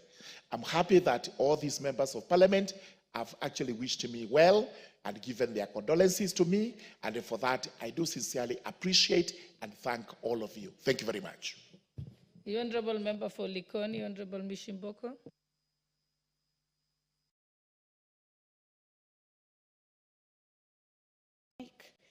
Asante sana Bi Speaker, na mimi nachukua nafasi hii kwa niaba yangu, niaba ya eneo bunge langu la Likoni na niaba la watu wa Mombasa niweze kutoa risala zangu za rambirambi kwa mwenda zake dada yetu Beatrice Nkantha. Na niseme Mheshimiwa Beatrice, tulikuwa naye katika bunge hili la kitaifa na alikuwa kiongozi shujaa sana, kiongozi ambaye alikuwa anapenda watu sana, kiongozi ambaye kila wakati ukimuona alikuwa na furaha na bashasha, kiongozi aliyekuwa na msimamo thabiti wa kutetea chama chake na kutetea kiongozi ambaye alikuwa ni wa chama chake.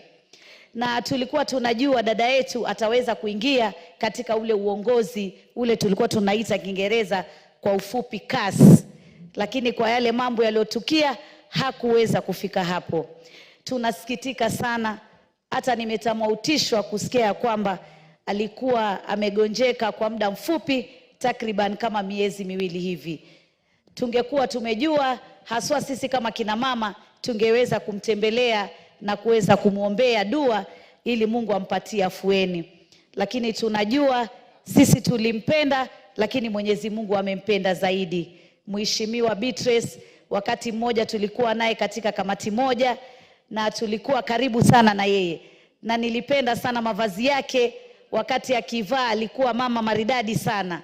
Hata utaona kile kibeti anachobeba, viatu anavyovaa, nguo anayovaa, yote itakuwa inawiana. Yani alikuwa mama ambaye ni mtanashati sana sana, na alikuwa mama ambaye hana fujo na mtu wala hana dhiki na mtu. Pia tulikuwa kina mama wa kwanza tukiwa na yeye kuwa katika kiti cha kuwakilisha katika kaunti zetu. Mimi nikiwa kule Mombasa na yeye akiwa anawakilisha kule sehemu ya kwao. Tulikuwa wa kwanza baada ya kupata katiba mpya ya taifa letu ya Kenya. Tunasikitika na tunaomboleza pamoja na ndugu zetu wa sehemu zile za Meru, sehemu zile za Tharaka, kumpoteza shujaa wetu, dada yetu Beatrice Nkantha. Tunaomba Mwenyezi Mungu ailaze roho yake mahali pema peponi. Na tunaomba serikali ya Kenya Kwanza kupitia Daktari William Samoei Ruto, kwa sababu huyu alikuwa kiongozi wako shujaa, kiongozi wako mwenye msimamo, uweze kuangalia familia yake. Yeye ni mwenda zake sasa, lakini najua ana watoto, pengine hata ana wajukuu. Tusiwatupe viongozi wetu wakati wamepatwa na misiba. Pia tuwakumbuke kwa wale ambao wamewaacha na wao wakiwa wametangulia kule mbele. Tunamuombea Mola amweke pema penye waja wema. Poleni sana watu wa Tharaka, poleni sana watu wa Meru, poleni sana bunge la kitaifa na Kenya kwa jumla. Asante sana, Bi Speaker. The Honorable Member for Nairobi County, Honorable Esther Pasari.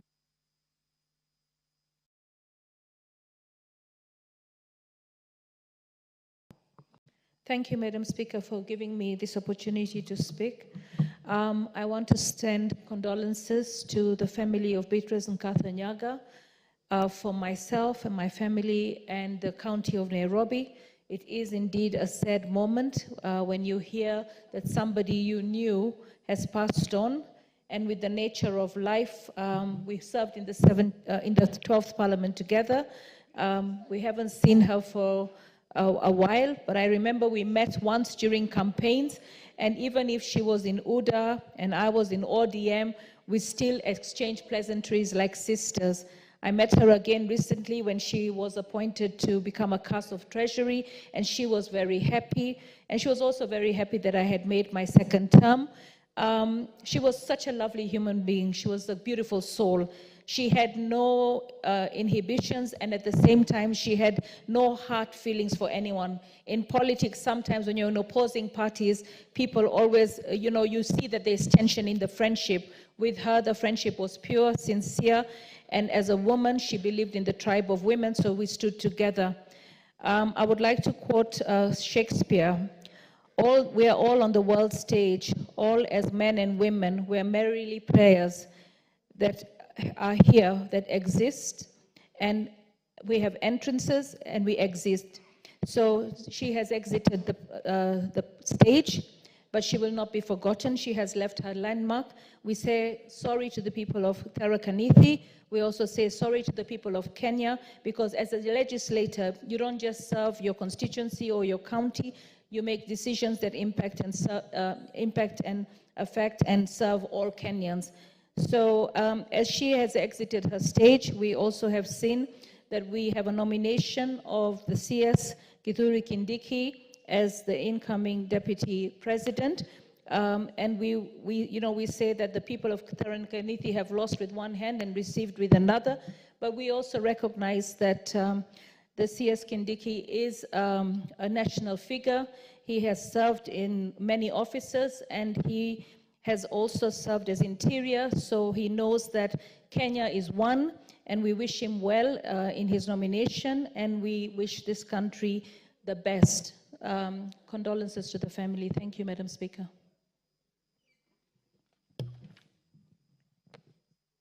Honorable members, because I think we need to close this.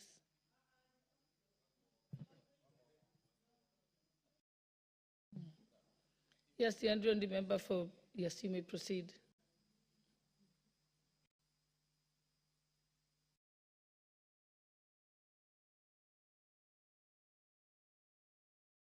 Yeah, I'll give you the member for Tharaka, I'll give you after. You may proceed first, double N.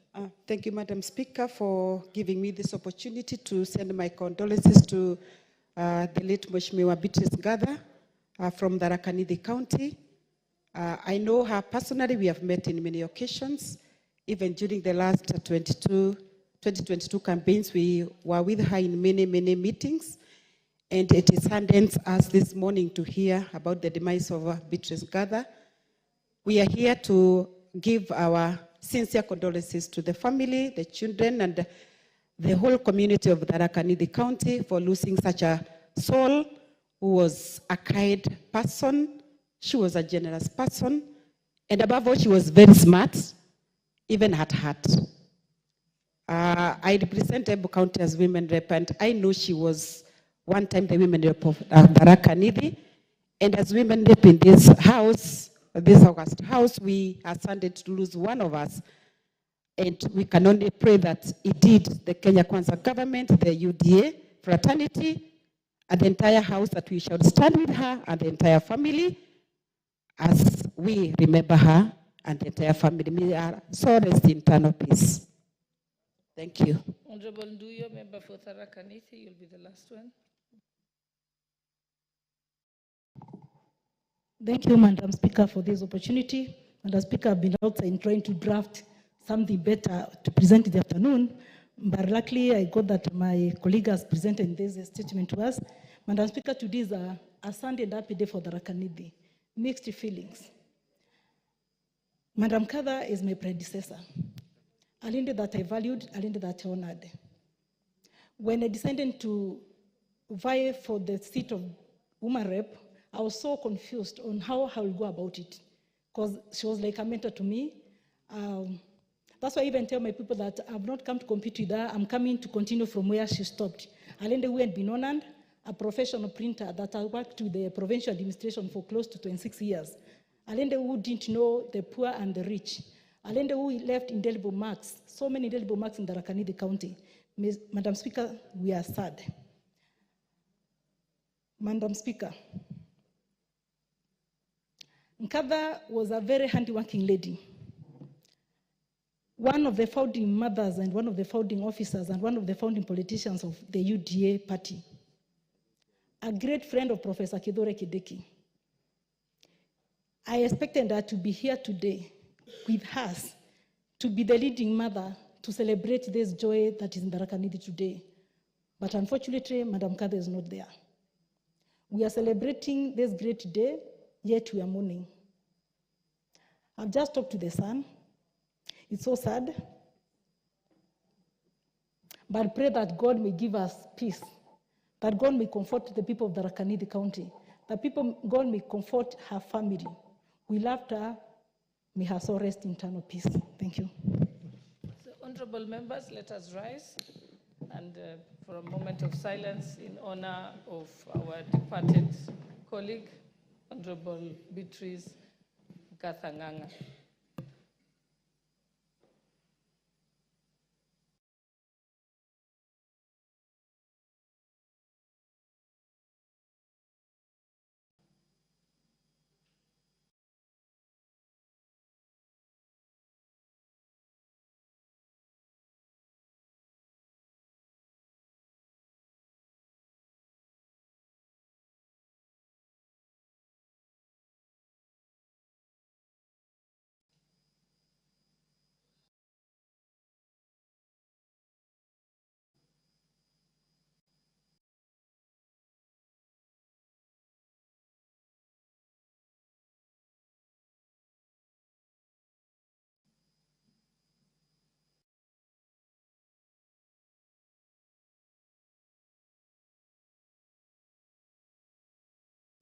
May her soul rest in eternal peace.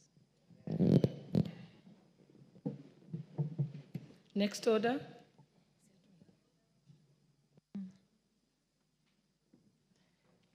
Order number 10, Committee of the Whole House.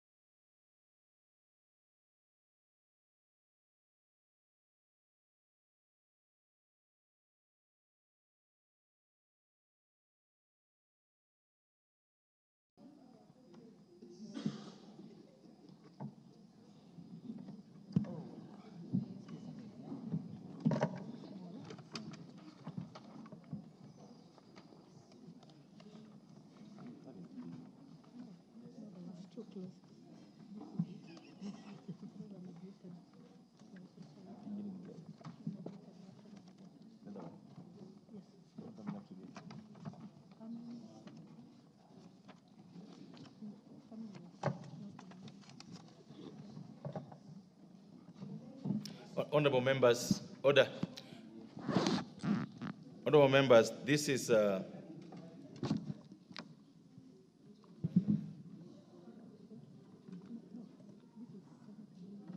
members, this is the call of the whole House to consider the Senate amendments to the Food and Feed Safety Control Coordination Bill, National Assembly Bill number 21 of 2023. Members, this is a very short bill, 3 clauses. Just a request for your attention. What is the majority leader, majority whip?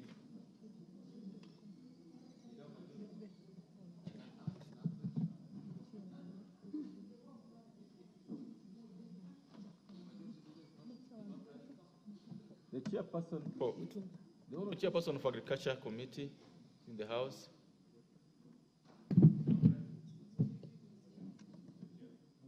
Are you holding brief? Are you holding brief for him? Yes, Oh, Chair. great. Oh, great. Thank you.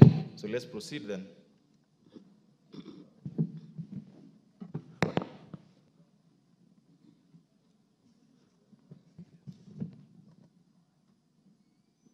This is a bill that originated from the National Assembly,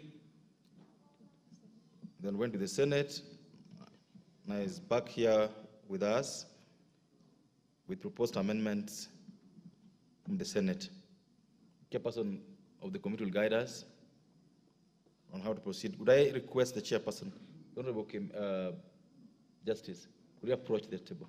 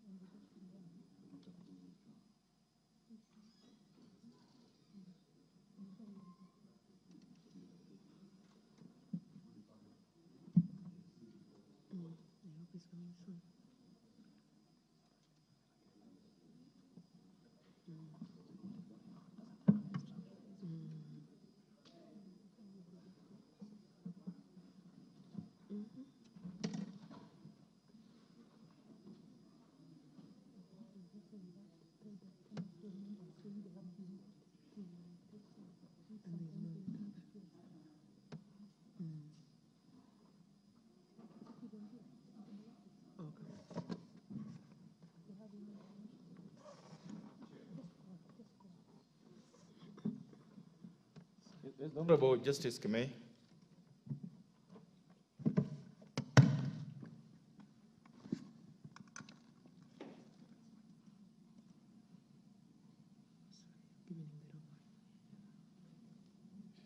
Chair, I think we are ready to proceed, Chair. And while the chairman is coming in, I should be able to stand in for him. Thank you, Chair.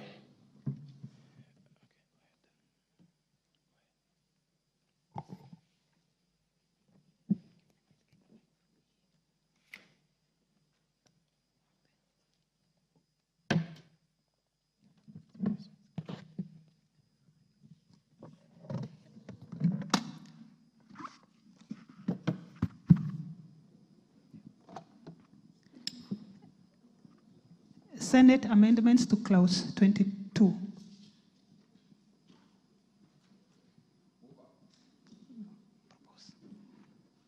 Order, Chairperson.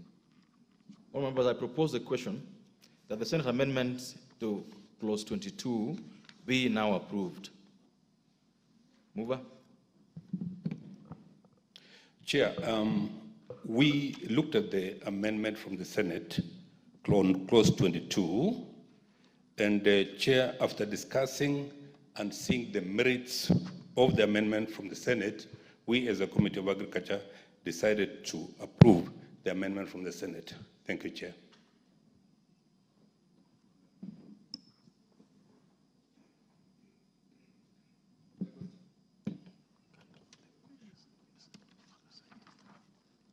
I would allow any intervention if there's any. Members, I now put the question.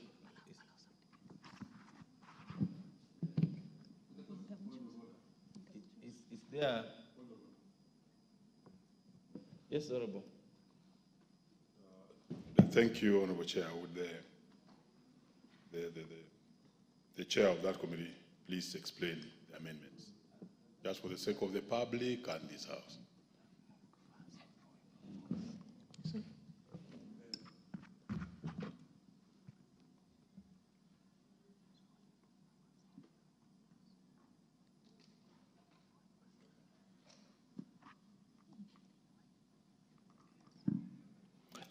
Thank you, Chair. Thank you, Chair. I want to give the explanation that in the bill, Chair, we had used the terminology conduct risk management, appearing immediately after the words the controller may, and substituting the words advise on the appropriate risk management measures. Mr. Chair, we have adopted the words from the Senate because they are more encompassing and they represent the entire spectrum of risk management. Thank you, Chair. Thank you. All members, I now put the question, which is that the Senate amendments to clause 22 of the bill be now approved. Will as many of that opinion say aye? Will as many of that opinion say nay? Ayes have it. Clause 25. Mover. Chair, just like in clause 22, clause 25, Chair, is being amended in subclause 3 by inserting the following new subclause. On receipt of the report under subsection 3, order. Sorry. Chair, move the amendment first before you explain. Okay, Chair, I wish to move the amendment and to accept the proposed amendment from the Senate. What is the amendment? The amendment, Chair. Say, just read what is in the order paper. You move the amendment that clause. Chair, I wish to move the amendment that clause 25 of the bill be amended in subclause 3 by inserting the following new subclause. 3A. On receipt of the report under subsection 3B, the governor shall submit the report to the respective county assembly. I beg to move. Members, I now propose the question that Senate amendments to clause order. I propose the question that the Senate amendment to clause 25 be now approved. Ms. Honorable Wundo. Again, as my colleague Mwalimu had raised issues, exactly what kind of report are we envisaging? Because what we have here and what the country has does not lead anywhere. What kind of report are we envisaging to be submitted to the county assembly?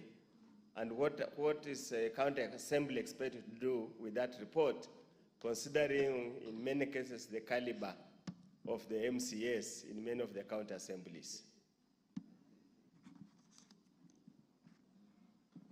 Yes, Honorable Justice Kamei.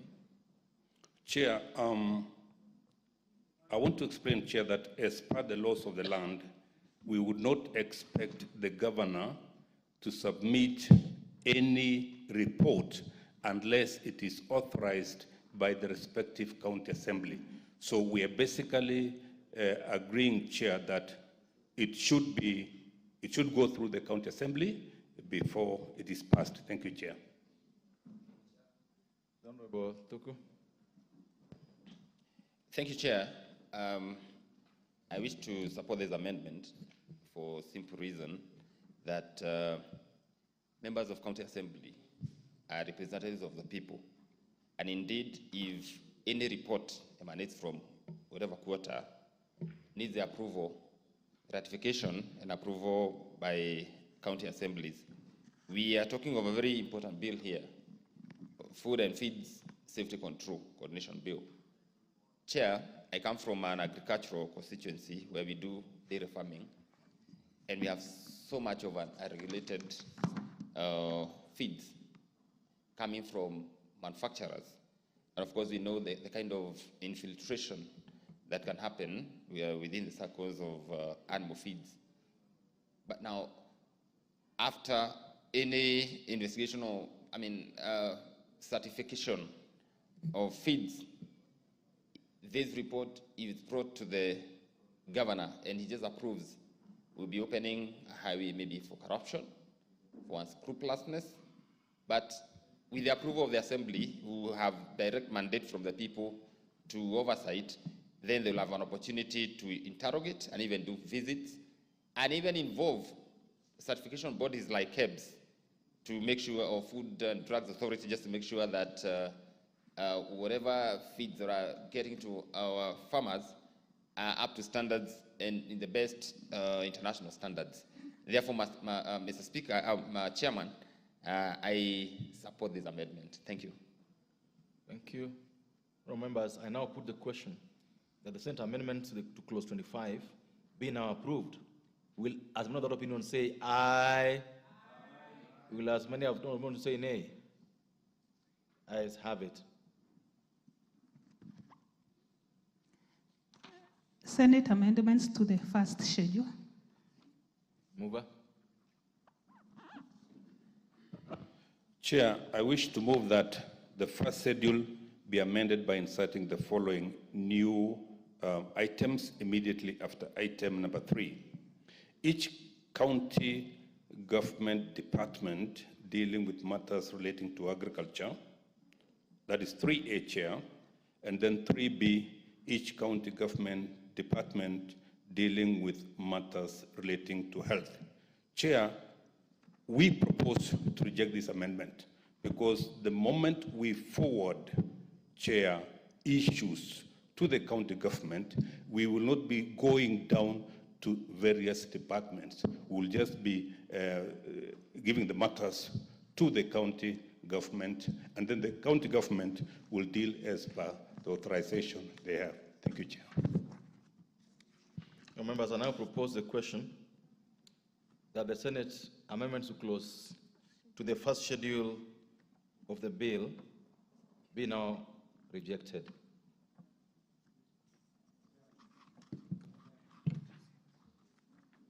Honorable Undo.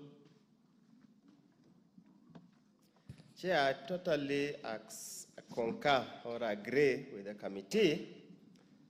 I think at times the county governments overreach themselves. These two small departments they have that have got no value at all to the lives of the people shouldn't be involved in very complicated matters like this. Once we have given once it has gotten to the county, the small department, they have no budget, there are only employment bureaus that have got no technical ability to deal with this matter. I totally agree, we reject, but then we go back to mediation. I hope that's the only point of mediation. I wish you well, that you'll be able to convince them to see the necessity to leave it the way it is. Thank you, Chair.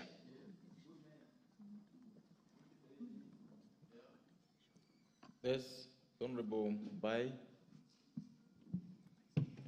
Honorable Chair, I wanted to add my voice on the proposal before we approve it. Chair, we know agriculture is the backbone of our country. And formerly, before devolution,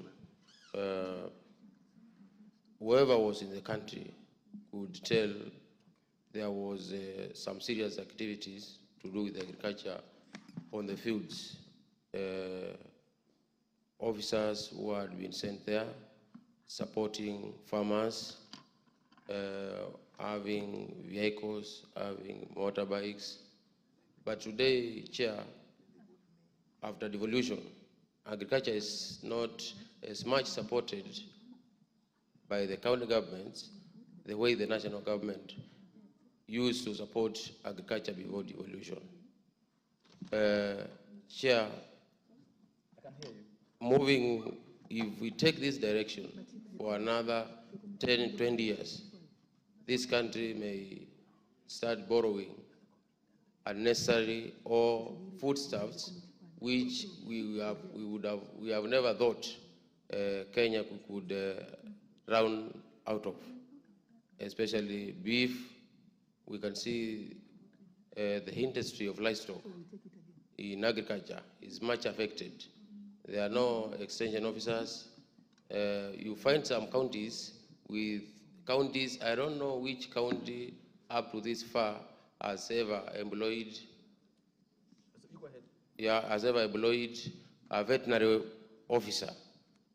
Today they are using public health officers to inspect meat in the towns, and the same public health officers cannot be used as field extension officers for agricultural businesses. So, Chair, I would urge the counties to be more vigilant because they are carrying a very important role of feeding this country.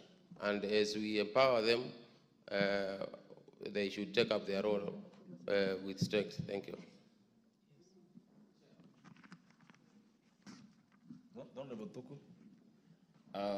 Thank you very much, Chair. I also want to support this amendment, but still give my voice, Chair, on the issue of feeds, because this is what we're trying to do in empowering the relevant county government departments dealing with matters relating to agriculture. And, Mr. Speaker, the issue of standards and certification is quite an important matter to this country today, because the world is becoming a global village whereby we are now becoming borderless in as far as import and exports are concerned, in as far as competitive and comparative advantage is concerned, whereby now countries will have to trade. We have this slogan that let's go trade, let's exchange goods, let us enjoy each competitive advantage and comparative advantage, Mr. Speaker. And setting the standards is what I would call panacea to what we want, where we want to go. Mr. Speaker, the issue of feeds is quite an interesting matter in this country. If there's no regulation, we cannot trade because we'll not be able to export, especially our beef, our mutton, or our products, agricultural products to other countries. And therefore, Mr. Speaker, empowering departments in county governments by legislation is the way to go. We've had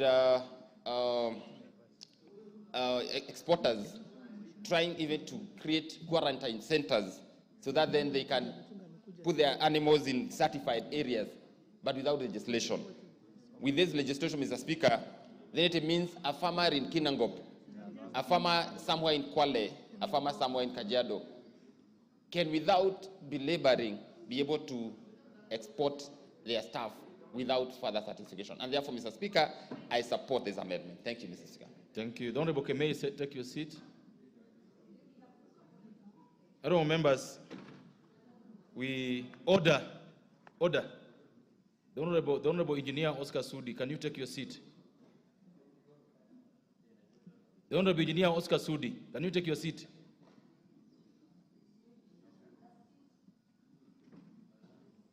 Oh, members, voting on this one, I have to guide this, that the committee is proposing rejection of the amendment. So those who go with the committee will vote nay. Those who go with Senate amendments will vote aye. I hope this is well guided. Yes, Honorable Mbai.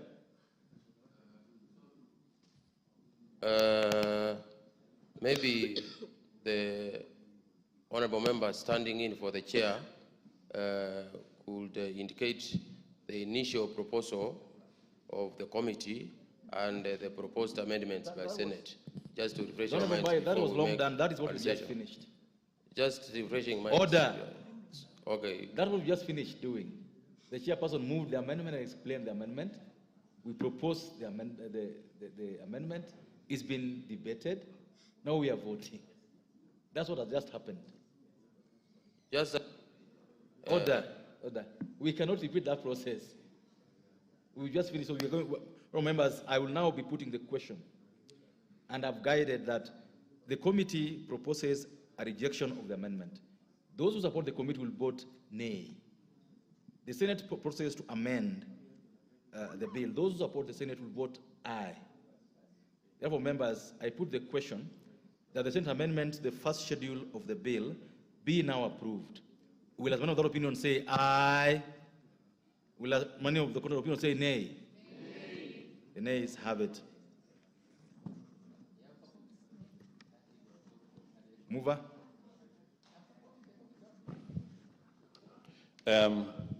Thank you, Chair. Honorable Chairman, I beg to move that the committee do report to the House its consideration of the Senate amendments to the Food and Food Safety Control Bill, National Assembly Bill number 21 of 2023, and its approval thereof with amendments. Thank you. Thank you, honorable members. I therefore put the question, which is that the committee to report to the House its consideration of the Senate amendments to the Food and Feed Safety Control Bill, National Assembly Bill number 21 of 2023, and its approval thereof with amendments. Will, as one of the opinion, say aye? Will, as many of the contrary opinion, say nay? The ayes have it.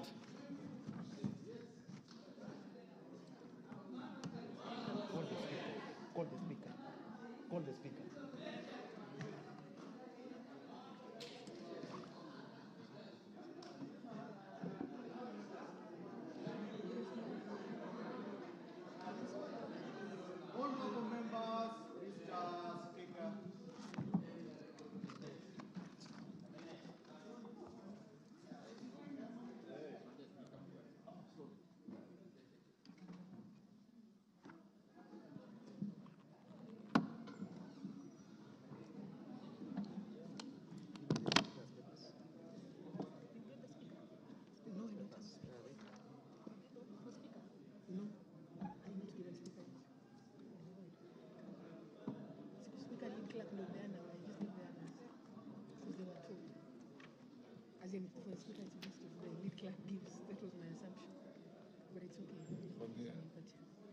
Chairperson,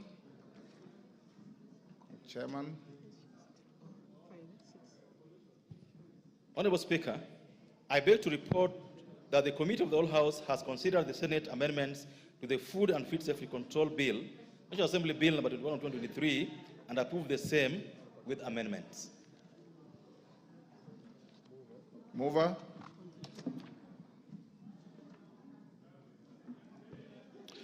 Honorable Speaker, I beg to move that the House do agree with the committee in the said report. I also request that Honorable Dr. Mutunga to second the motion for agreement with the report of the Committee of the Whole House. Thank you, Honorable Speaker. Dr. Mutunga. Honorable Speaker, I second. Honorable members on their feet, take the nearest seat.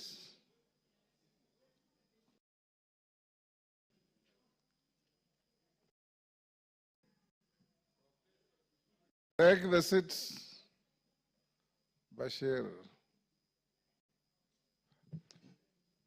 Bindikiri, take the nearest seat. Where is the nearest?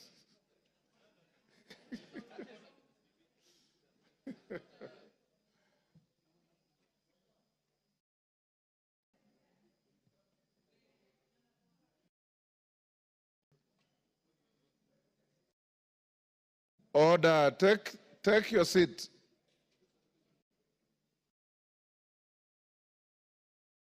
Honorable members, I propose the question, which is that the House do agree with the committee in the said report. I now put the question, which is that the House do agree with the committee in the said report. As members of that opinion say aye. Will those of the counter opinion say nay? The ayes have it.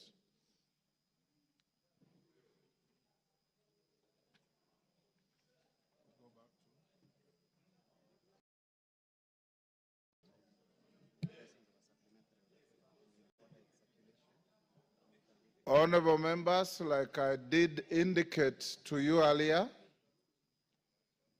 following the meeting of the House Business Committee, authority was given to prepare a supplementary order paper which the clerk has prepared, the Speaker has approved for circulation, and is now available to you.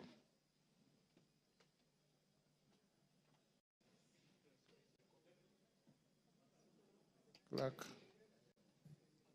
So call it out. Okay, clerk. Order number 11, the Higher Education Loans Board Amendment Bill, National Assembly Bill number 58 of 2022, second reading.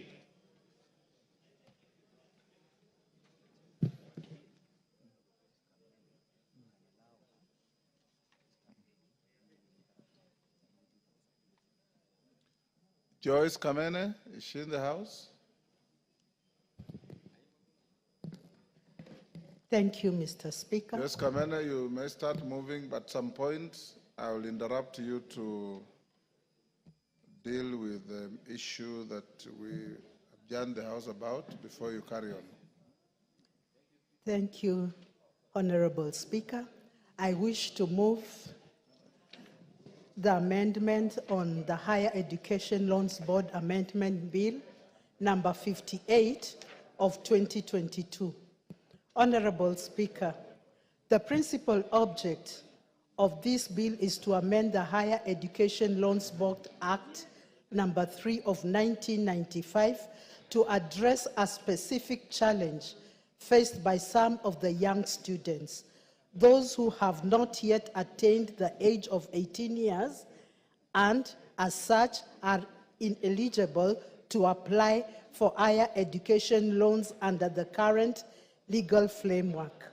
However, Article 27(4) of the Constitution 2010 on equality and freedom from discrimination outlines that the state shall not discriminate directly or indirectly against any person on any grounds, including age. Honorable Speaker, the bill expressly provides that the Higher Education Loans Board shall not deny a loan to a student who has not attained the age of 18 years. This provision recognizes that many students complete Joyce, for the record, you should have started by saying, Mr. Speaker, sir, I beg to move, then you read your bill, be now read a second time. Then you go on with the good things you are saying. Mr. Speaker, Honorable Speaker, I wish to move. I beg to move. I beg to move the bill for the second time. Read the whole bill. I beg to move that the Higher Education Loans Board Amendment Bill, National Assembly Bill number 58 of 2022, be now read a second time. I beg to move that the Higher Education Loans Board Amendment Bill of number 58 of 2022 be read for the second time.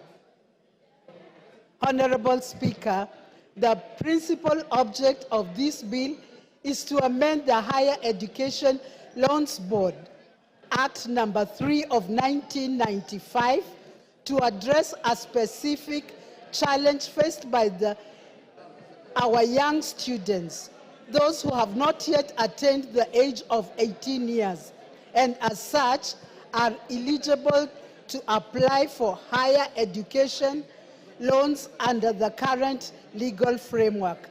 However, Article 27(4) of the Constitution 2010 on equality and freedom from discrimination outlines that the state shall not discriminate directly or indirectly against any person on any grounds, including age. Honorable Speaker, the bill expressly provides that the Higher Education Loans Board shall not deny a loan to a student who has not attained the age of 18 years. This provision recognizes that many students complete their secondary education early and deserve the same opportunities for financial support to their older peers. Honorable Speaker, the students under the age of 18, the bill introduces the requirement that their parents or guardians must be co-signatories to the loans agreement. This ensures that there is legal responsibility and accountability for the loan, protecting both the student and the board, while allowing access to loan for eligible students. Honorable Speaker, Article 43(1)(f) of the Constitution of Kenya on economic and social rights states that every person has a right to education. This guarantees every person the right to education. By removing age-related barriers to accessing higher education loans, the bill seeks to enhance this right, ensuring that all students, regardless to age, have an equal opportunity to access financing to their university education. Honorable Speaker, in addition, Vision 2030 aims to transform Kenyans into middle income country by enhancing access to education and ensuring an educated workforce capable for driving economic development. By removing barriers for students under 18, the bill supports Vision 2030's goal for increasing access to higher education and producing a skilled, competitive workforce. Honorable Speaker, the amendment is also crucial in allowing students who have not yet received their national identification cards to still apply for higher education loans. This removes a significant barrier for many students and ensures that every eligible student can pursue higher education regardless to their age or ID status. Honorable Speaker, this bill ensures that all students, regardless to age, have equal access to financial resources they do not need further, that they need to further their education. it prevents an exclusion for young, bright students who may complete their studies earlier than expected. Honorable Speaker, it is worth noting that many students are excelling in their studies and completing secondary school before the age of 18 years. They should not be penalized for their academic success by being denied access to financial aid. This amendment will ensure that the system recognizes and supports their efforts. Honorable Speaker, moreover, the amendment strengthens HELB's mandate by adapting the policies to better service for changing educational landscape, ultimately enhancing the effectiveness and relevance of National Students' Loans Program. Honorable Speaker, I conclude this amendment is essential in ensuring fairness and inclusivity in our education system. It addresses a long-standing gap and ensures that every deserving student, regardless to age, has access to financial support for their education. It may be said times without it has been said times without that education is an equalizer. I urge members of this House to support this bill and ensure swift passage for the benefit of our young students and the future of our education system. Honorable Speaker, I beg to move and request Honorable Ounda to second. Honorable Oundo. Thank you. Order, Honorable Undo. Order, members. Honorable Undo, hold your horses. Okay. Take your seat. Order, honorable members. Honorable members will hold the bill at order number 11 that has been moved by the distinguished member from Machakos County, Honorable Kamene. Oundo, you'll second after we dispose of order number 12 on the supplementary order paper. Honorable members will proceed as follows. When order number 12 on the order paper, the supplementary order paper is read, the Speaker will give some short ruling on the points of order that were raised by several members this morning. Thereafter, you will have the division bell rung to call you to order for the vote. The House Business Committee has directed that voting will be by electronic process. Those of you who may not have your cards will be required to register with the clerks at the table so that everybody is voted. After the vote is cast and the results announced to the House, then we'll open to a few members who may wish to comment on the nominee that has been processed through the House. So call out order number 12.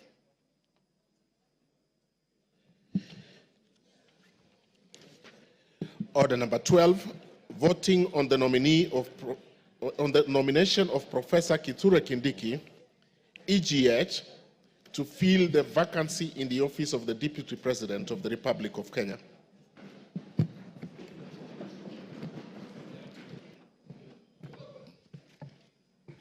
Thank you, honorable members. Honorable members, I have a communication to make.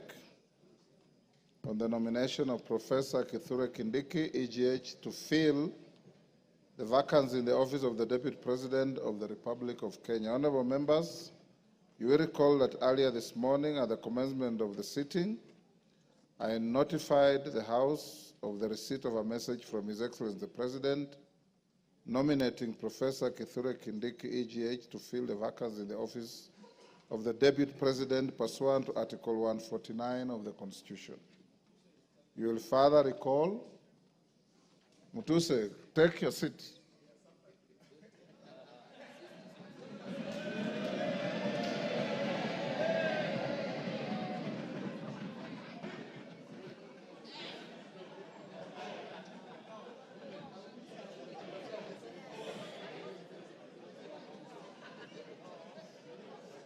Gagusha, take a seat.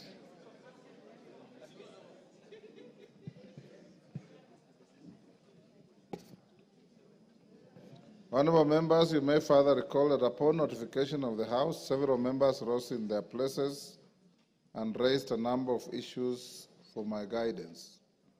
The members who spoke included Honorable Robert Bukose, Honorable Mboka Milemba, Honorable Emmanuel Wangwe, Honorable Samuel Chepkonga, Honorable Jen Gakiri, Honorable Wanami Wamboka, and others. In this regard, I convened a meeting of the House Business Committee for the purpose of deliberating on the next steps to be taken by the House on this matter and guiding the House on the issues raised by the members. Honorable members, I've distilled the issues raised by the members as follows. 1, whether Article 149(1) of the Constitution envisages an approval process in the manner contemplated by the Public Appointments Parliamentary Approval Act, Cap 7F. 2, whether the House shall conduct public participation in voting on the nomination under Article 149(1) of the Constitution. 3, whether the members shall be required to debate on the nomination under Article 149(1) of the Constitution. And 4, the timelines envisaged under Article 149(1) of the Constitution. And 5, the threshold for voting on the nomination under Article 149(1) of the Constitution.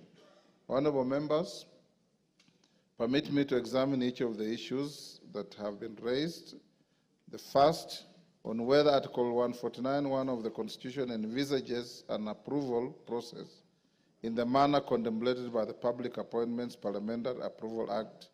It's noteworthy that the Article 149(1) of the Constitution provides as follows, and I quote, within 14 days after vacancy in the office of the Deputy President arises, the President shall nominate a person to fill the vacancy and the National Assembly shall vote on the nomination within 60 days after receiving it. From a reading of Article 149(1) of the Constitution, it's expressly provided that the National Assembly shall vote on the nomination within 60 days after receiving it. The drafters of the Constitution distinguish the language used in Article 149(1) of the Constitution by expressly providing that the House is required to vote and not approve the nomination. Indeed, this is to be distinguished from the provisions of Article 132(4) of the Constitution, which provides that the President shall nominate and, with the approval of the National Assembly, appoint and may dismiss the Cabinet Secretaries in accordance with Article 152, the Attorney General in accordance with Article 156, the Secretary of the Cabinet in accordance with Article 154, Principal Secretaries in accordance with Article 155, and High Commissioners, Ambassadors, and Diplomatic and Consular Representatives. Members of the bar, take the nearest seats.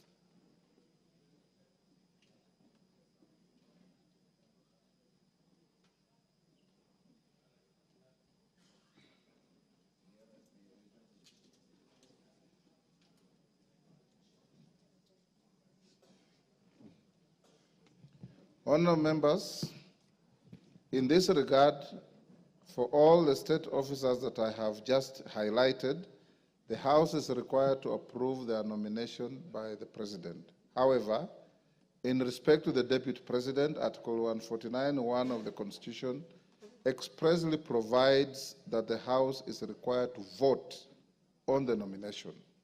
It is noteworthy that the Public Appointments Parliamentary Approval Act applies where an appointment under the Constitution or any other law requires an approval of the House. Consequently, noting Article 149(1) of the Constitution requires the House to take a vote on the nomination, the approval process envisaged under the Public Appointments Parliamentary Approval Act does not apply in this case. The House will therefore adopt the precedent it has set on this matter, and this settles that point. Honourable members, the second issue was whether the House shall conduct public participation in voting on the nomination under Article 149(1) of the Constitution. As stated earlier, Article 149(1) of the Constitution requires the House to take a vote on the nomination of Professor KITHURE KINDIKI, EGH, to fill the vacancy in the office of the Deputy President, which is essentially an election. Honourable members, you will recall that the practice of the House, whenever it is confronted with an obligation to vote on the matter as relates to an election, the instances include election of the Speaker, the Deputy Speaker, under Articles 106 of the Constitution, the members of the East African Legislative Assembly and the Pan-African Parliament, for which the House is required to vote on nominations of members to hold such positions. The practice of the House in these instances is that the House has always proceeded directly to vote without public participation. To this end, to the extent that Article 149(1) of the Constitution contemplates the House to vote upon receiving the nomination, the requirement for public participation is not applicable in this case. This settles the second issue. Honourable members, on the third issue relating to whether members shall be allowed to debate on the nomination, is noteworthy that having determined the vote contemplated under Article 149(1) of the Constitution is an election, no debate arises on a matter of election. Indeed, you will recall that in the case of the election of a Speaker of this House and the members of the East African Legislative Assembly, no debate arises. This settles that third issue. The fourth issue, honourable members, is the issue on timelines envisaged under Article 149(1) of the Constitution. You will observe that the Article 149 of the Constitution defines the period within which the President is required to nominate a person to fill the vacancy in the office of the President, office of the Deputy President, which is within 14 days after vacancy in the office of the Deputy President arises. The National Assembly is then required to vote on the nomination within 60 days after receiving it. Honourable members, from the foregoing, Article 149(1) of the Constitution defines the maximum period within which the President and the National Assembly are required to act. To this end, the President can nominate a person to fill the vacancy for the first day, from the first day of the vacancy arises up to the 14th day. On its part, the National Assembly is required to vote on any day from the first day it receives a nomination up to the 60th day after receipt of the nomination. Consequently, the nomination of Professor KITHURE KINDIKI, EGH, and the vote the House is required to take today on the nomination is within the constitutional timeline provided for in Article 149(1) of the Constitution. This settles that fourth issue. The fifth and final issue that was raised was guidance on the threshold for voting under Article 149 of the Constitution. It is noteworthy that Article 149(1) of the Constitution has not defined or provided for the threshold for voting for the nomination of a person to fill the vacancy of the office of the Deputy President. Article 122(1) of the Constitution provides that, except as otherwise provided in the Constitution, any question proposed for decision in either House of Parliament shall be determined by a majority of the members in that House present and voting. Consequently, the threshold for voting on the nomination of Professor KITHURE KINDIKI, EGH, is a majority of the members in this House present and voting, as provided for in Article 122(1) of the Constitution. That final issue is also settled. Honorable members, in summary, therefore, I wish to guide the House as follows. 1, that Article 149 of the Constitution requires the House to take a vote on the nomination of Professor KITHURE Kindiki, EGH, to fill the vacancy in the office of the Deputy President. 2, and in this regard, the House will be guided by its previous precedents whenever it's called upon to take a vote on a matter as relates to the election of the Speaker, the Deputy Speaker, and members of IALA and Pan-African Parliament. 3, that no debate arises on a matter that the House is required to take a vote. 4, that the nomination of Professor KITHURE Kindiki, EGH, and the vote the House is required to take on the nomination is within the constitutional timeline provided for in Article 149(1) of the Constitution. 5, that the House Business Committee has resolved that the vote contemplated under Article 149(1) of the Constitution be taken today during this sitting of the House. 6, that the threshold for voting on the nomination of Professor KITHURE Kindiki, EGH, is a majority of the members in the House present and voting as provided for in Article 122(1) of the Constitution. The House is therefore accordingly guided and may now proceed to take the vote. Clerk, can you ring the division bell for 5 minutes? Yes, Wanjala?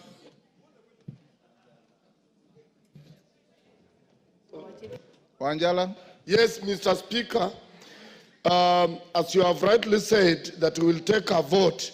But, Mr. Speaker, this House recognizes 3 types of voting. There is acclamation, there is direct digital voting, and then there is a vote we take by reading out the names. Roll call.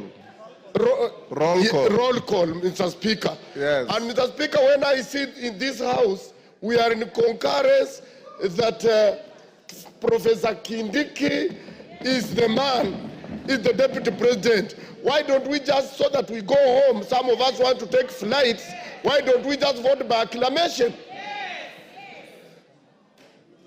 Roko? Thank you, Mr. Speaker. Article 149, protect me, Mr. Speaker. Go on, I'm listening. Article 149 of our Constitution, Section 1, as you have rightly pointed, that the National Assembly shall vote on the nomination of the nominated Deputy President. Mr. Speaker, the mood of the House is that there is no objection whatsoever as far as nomination of Professor Kindiki is concerned. Yes, we are ready with our cards to vote electronically, but Mr. Speaker, we seek your ruling and indulgence so that we can go by acclamation and we solve the matter once and for all. Thank you, Mr. Speaker. Order, honorable members. Yes, Senior Counsel. Senior Counsel Otiende. Give Otiende a moment. Thank you. Honorable Speaker, honorable members, I know this is a serious moment in history. It is also a constitutional moment. I wholly agree with the Honorable Wanjala, Honorable Ruku, in terms of the mood of the House. However, Mr. Speaker, there are things we need to do for the record, not just for ourselves. Even as we speak, this whole process is being challenged in court. We need not allow any gap, because so far, from the start to now, we have not allowed any gap. Let us not be in a rush to allow a gap. I beseech members, let us vote electronically. It does not take time. Thank you, Mr. Speaker. Honorable members, let's not open debate on this. Electronic voting takes less than 5 minutes. I'm sure you know this. So since the House is nearly full, let's have the division bell rung for just 5 minutes, Then we draw the bar, you log in, and we call out the vote. And the majority leader and minority leader nominate one person each to act as tellers. Then with those who don't have cards, I said, you record at the table with the clerks.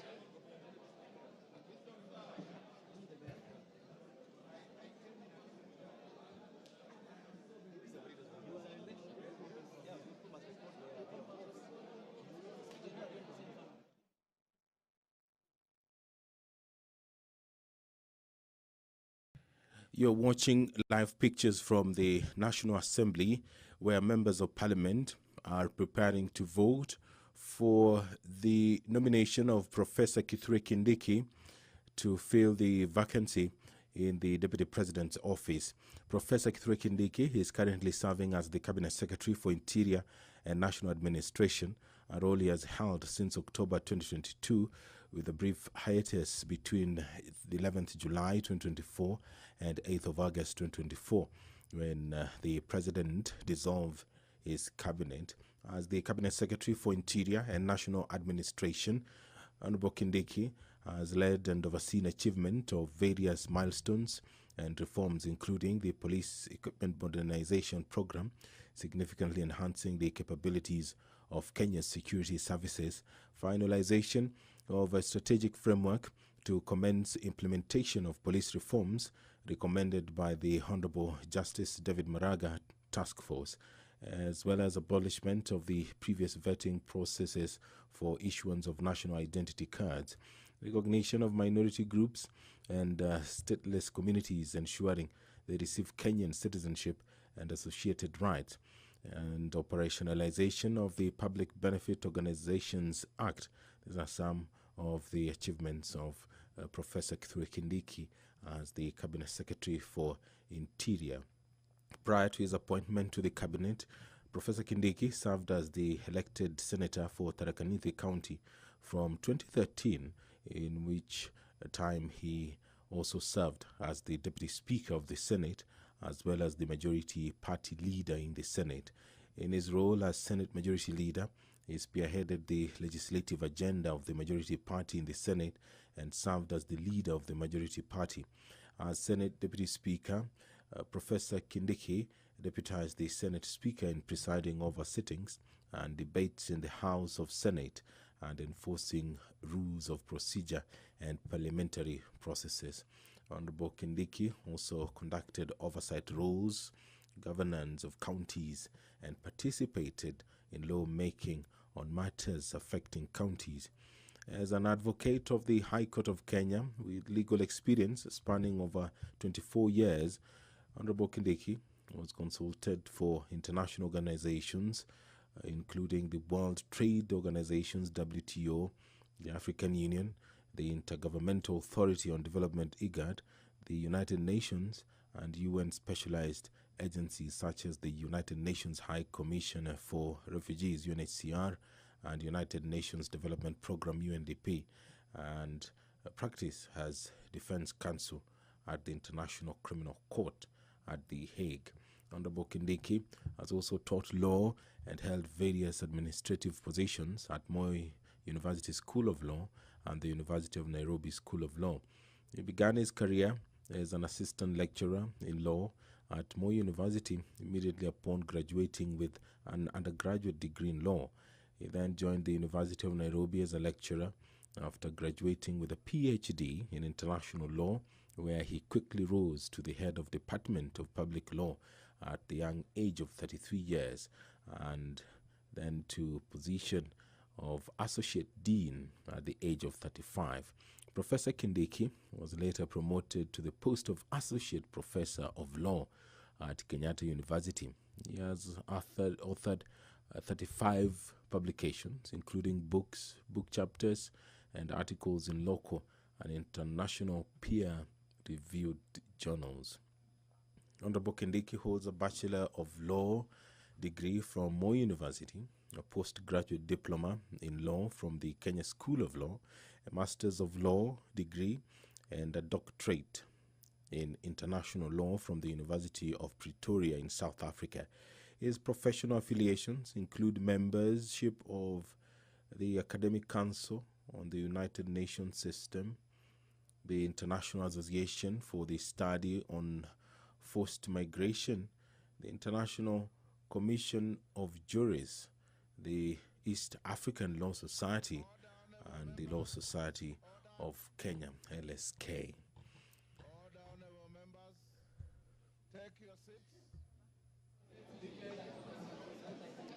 Take your seats.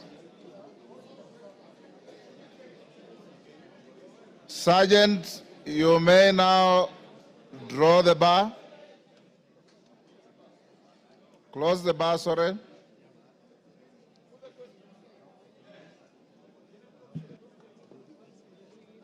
And of course, lock the door for purpose of voting.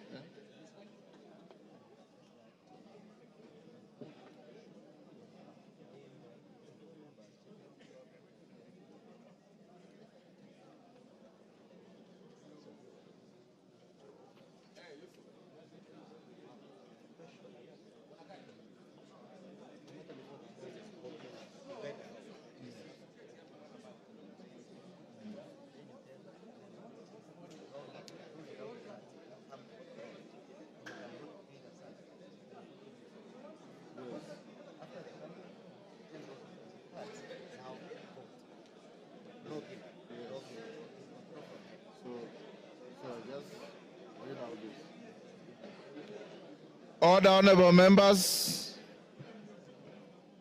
Order, honorable members. Can I have a feel on how many members don't have their cards?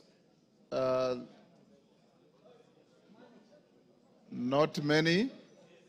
I request respectfully members who don't have their cards to come to where civil servants sit, where they come to this house, on both sides.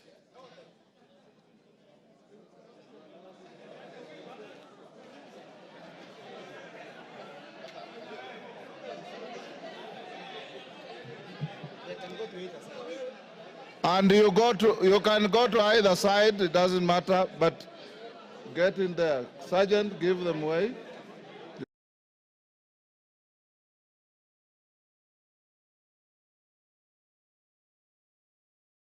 Ingia huko.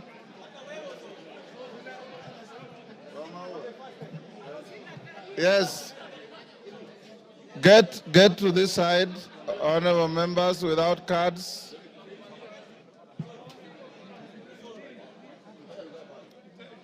You can even spill to the back, no problem. You will be called. Catherine, if you have no card, move in. Yes.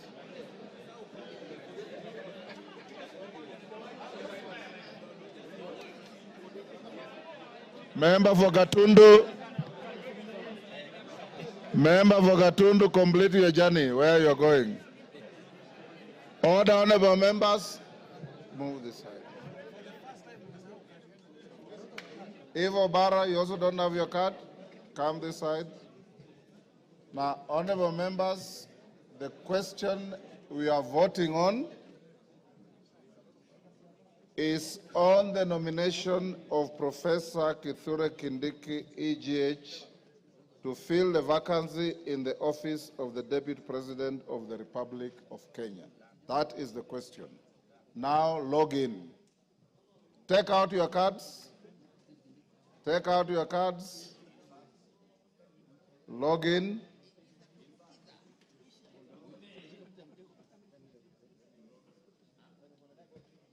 Jara, we are right?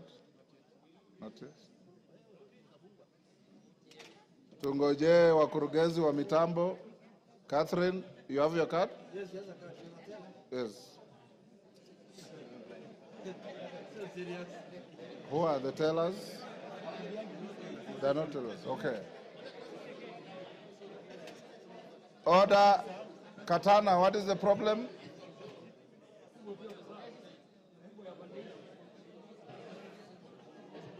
Tunangojea wakurugenzi wa mitambo. Jora, are we ready?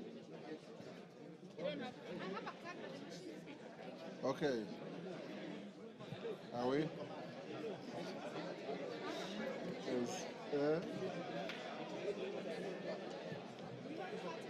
It's not work. Then you join this.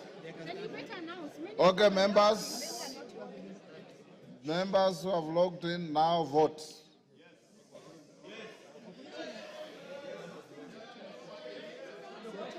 Yeah, then you will record here. That's all.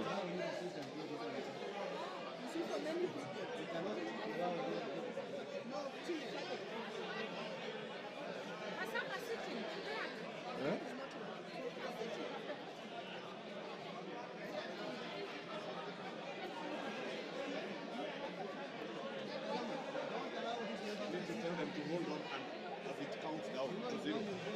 Yes.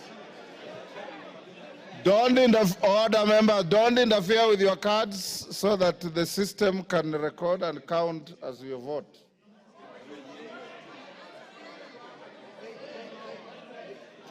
Hold.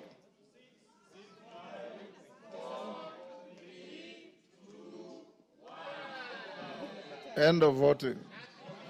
Vote now.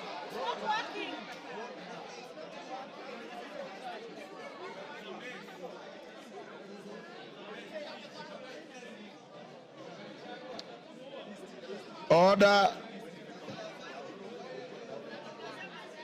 Joro, what's the problem?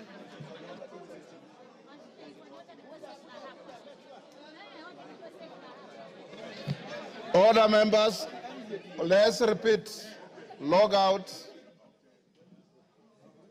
And your rules require that you vote in silence. Log out. Log in. Eh?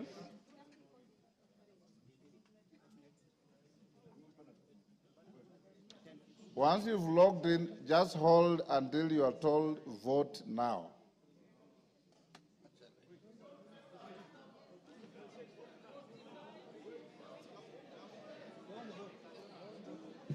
Don't vote yet.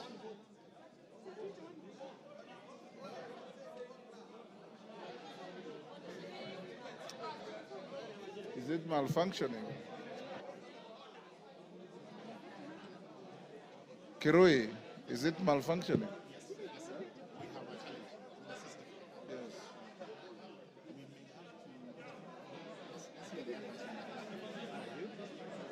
Clerk. She's registering. They can proceed to log in now.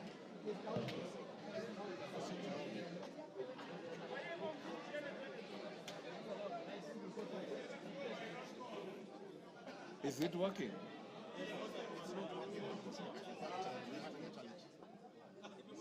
You're okay? You have a problem? Vote now. Vote now.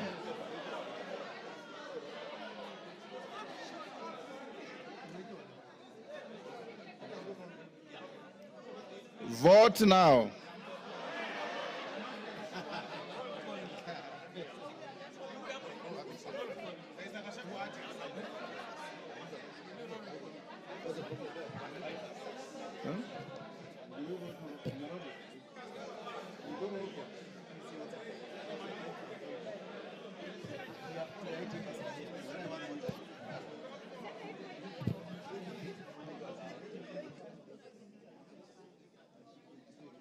The IT man, what's the problem? Let's try one more chance. Then if it doesn't, we explore different opportunities.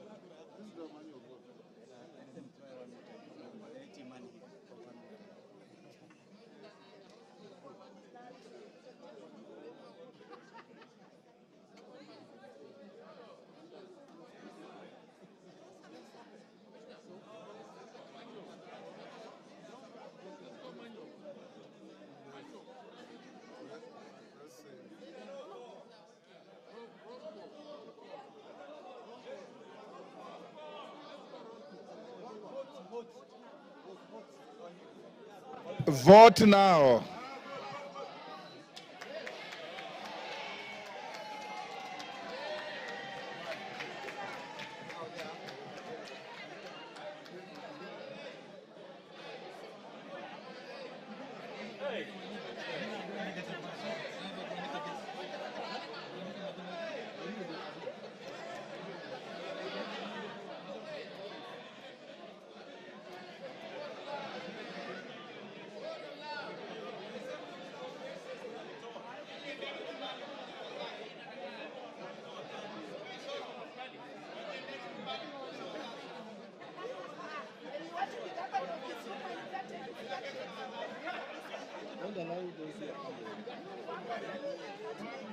Member for Kisumu, you have voted. You remain where you are.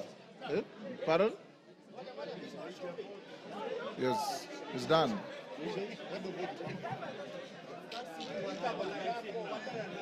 Order, members. Order. So you remain in your seats. When the voting is going on, you remain in your seats. The three ladies go back. What's the problem? Now, for the members who didn't have their cards, you will pass one by one, and they will tick against your name. You've already voted here. Oh, very good. And yourself? You have voted? Oh, you are voting? Okay. If you have voted, take your seats. Those whose equipment malfunctioned can come to the desk here and report to the clerk. Eh? Okay, okay.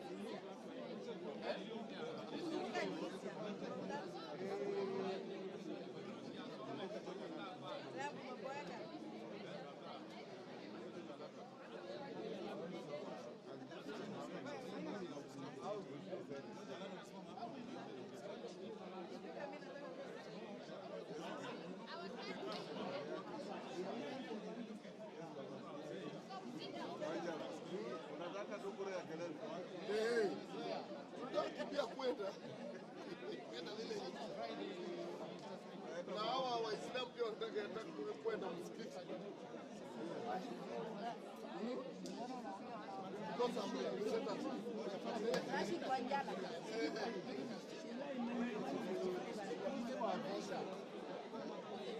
the screen, but very many of you are voting manually, so you are not part of the 155.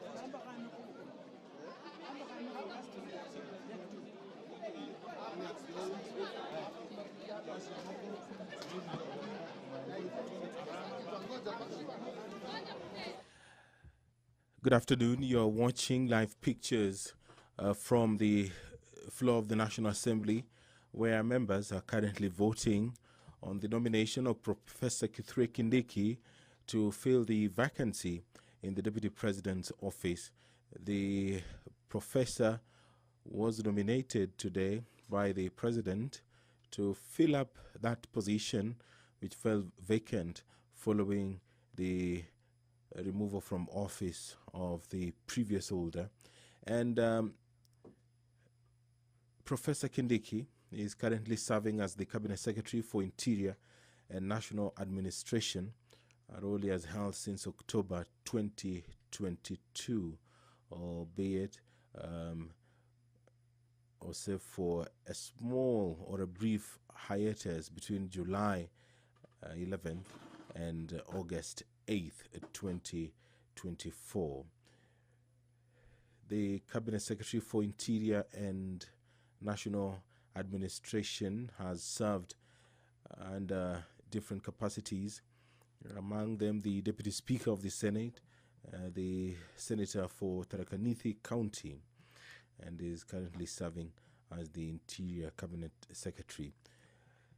As an advocate of the High Court of Kenya with legal experience spanning over 24 years, Professor Kindiki has consulted for various international organizations, among them WTO, that is the World Trade Organization, the African Union, the Intergovernmental Authority on Development, the United Nations, and UN specialized agencies such as the United Nations High Commissioner for Refugees and United Nations Development Program UNDP, and practiced as defense counsel at the International Criminal Court at The Hague. He has also taught law and held various administrative positions at Moi University School of Law and the University of Nairobi School of Law. He began his career as an assistant lecturer in law at Moi University, immediately upon graduating with an undergraduate degree in law. He then joined the University of Nairobi as a lecturer after graduating with a PhD in international law, where he quickly rose to the head of Department of Public Law at the age of 33 years, and then to position of Associate Dean at the age of 35. Professor Kindiki was later promoted to the post of Associate Professor of Law at the Kenyatta University. He has authored 35 publications, including books, book chapters, and articles in local and international peer-reviewed journals. Honorable Kindiki holds a Bachelor of Laws degree from Moi University, a postgraduate diploma in law from the Kenya School of Law, a Master of Law degree, and a doctorate or PhD in international law from the University of Pretoria in South Africa. His professional affiliations include memberships to the Academic Council on the United Nations System, the International Association for the Study on Forced Migration, the International Commission of Jurists, the East African Law Society, and the Law Society of Kenya. In a couple of Honorable members, take your seats. Stop what you are doing, clerk. Honorable members, Hassan. Order, honorable members. Honorable members, taking the cue from the submission of Senior Counsel Tienda Molo, whatever you do, must be a record, must be impeccable, and must speak for itself. I'm advised by the clerk that the electronic voting system is malfunctioning, and that even after you voted, the numbers are adjusting themselves upwards and downwards. Consequently, I direct that that vote electronically is cancelled and annulled, and we'll do a roll call vote. Clerk, majority and minority leader, give me one teller each. Bukose, and who else? Bukose and Junet. Who?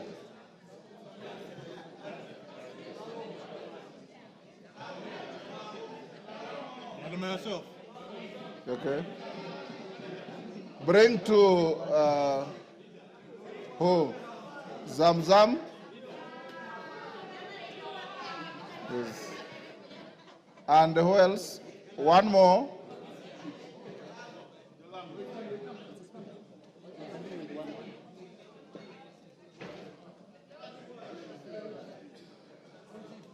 Who? We know. Martin.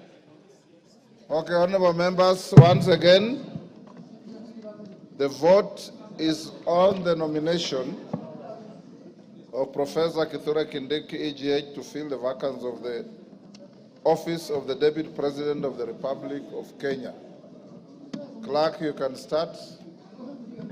Remain in your seats, remain silent. We can do this very quickly.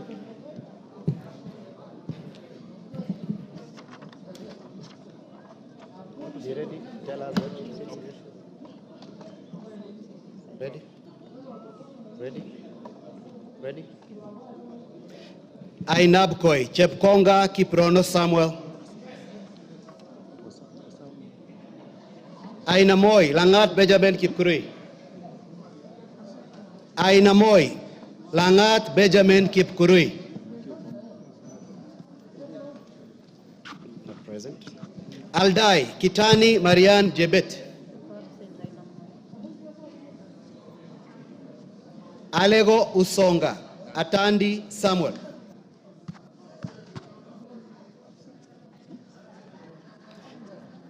Alego Usonga, Atandi Samuel.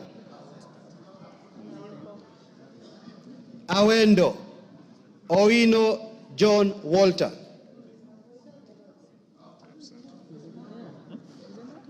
Bahati, Mrembo Irene Joki.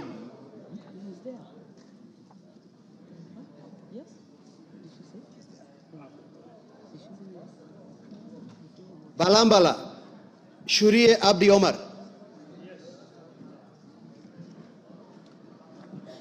Baringo County, Sergon Florence Jamatia. Baringo Central, Joshua Kandie. Baringo North, Maglap Joseph.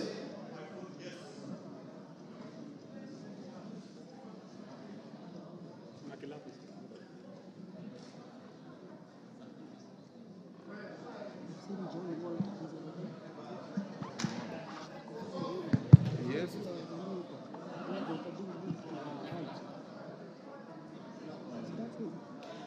Baringo South, Charles Cameron. Belgut, Nelson Koech.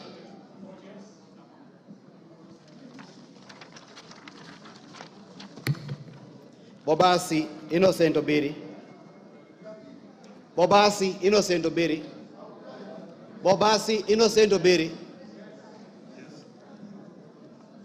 Bamachoke Borabu, Obadia Nolfason. Barongo.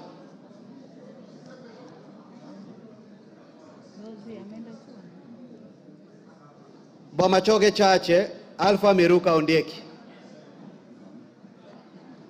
Bomet County, Chepkorio Linet. Bomet Central, Richard Kilel. Bomet East, Richard Yegon. Bonchari, Charles Onchoke. Bonchari, Charles Onchoke. Bondo, Gideon Ochanda. Bondo, Gideon Ochanda.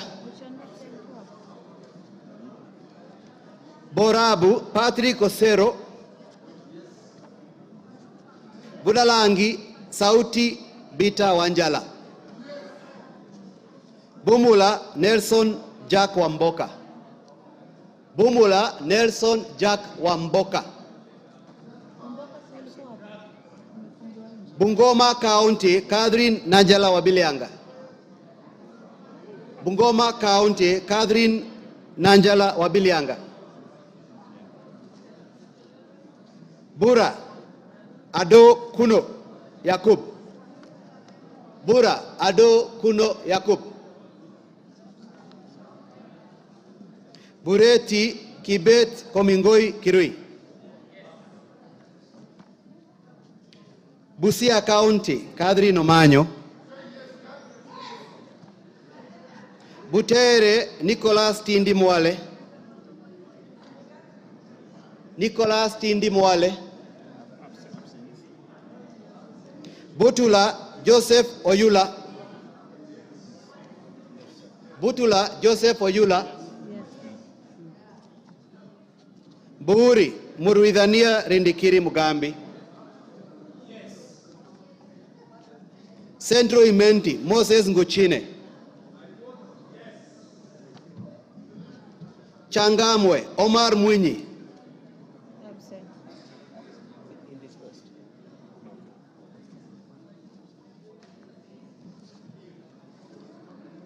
Chopalungu, Victor Koech. Chopalungu, Victor Koech. Cherangani, Patrick Simiu Barasa.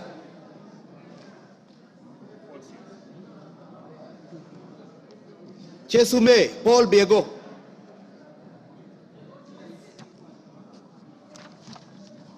Chuka Iganga Ngombe, Ntuiga Patrick. Dadab, Farama Alim. Dagoretti North, Beatrice Elachi. Dagoretti South, John Carrier. Eldama Ravine, Musa Sirma. Eldas, Adan Kenan. Elgeyo Marakwet County, Jepto Ngelechei. Embakasi Central, Major Dong Gadhiru Benjamin. Embakasi Central, Major Dong Gadhiru Benjamin. Embakasi East, Babu Owino. Embakasi East, Babu Owino. Embakasi North, James Gakuya. Embakasi North, James Gakuya.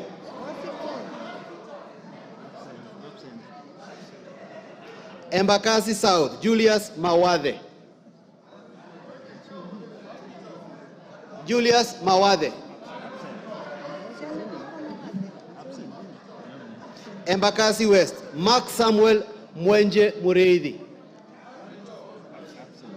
Mark Samuel Mwenje Mureithi.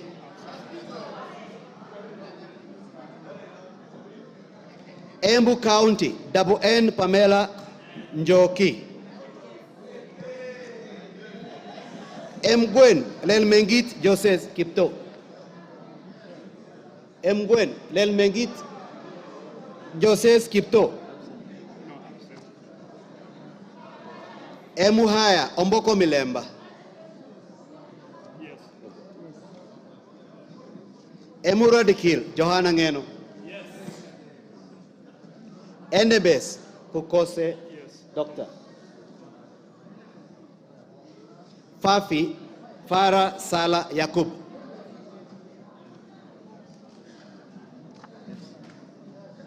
Funyula Wilberforce Oundo Ojambo.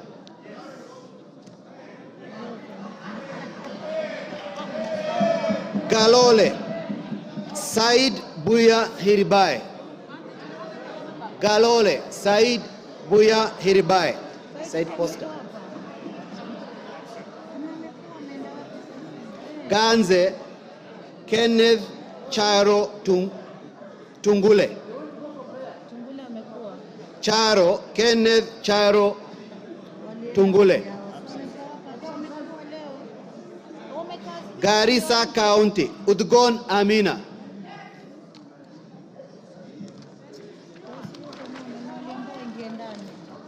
Garissa Township Major Deko Baro. Garsen Ali Wario Guyo.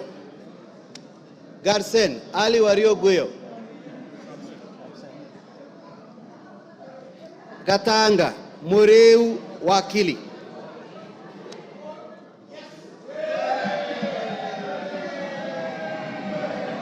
Gatondo North Njoroge Kururia. Gatondo North Njoroge Kururia. Yes, yes. Gatondo South Gabriel Kagombe. Gatondo South Gabriel Kagombe. Gem Elisha Odhiambo. Gechogu Robert Gedenji Gechimu. Gilgil Mother Wangari. Githunguri Gathoni wa Muchomba. Githunguri Gathoni wa Muchomba.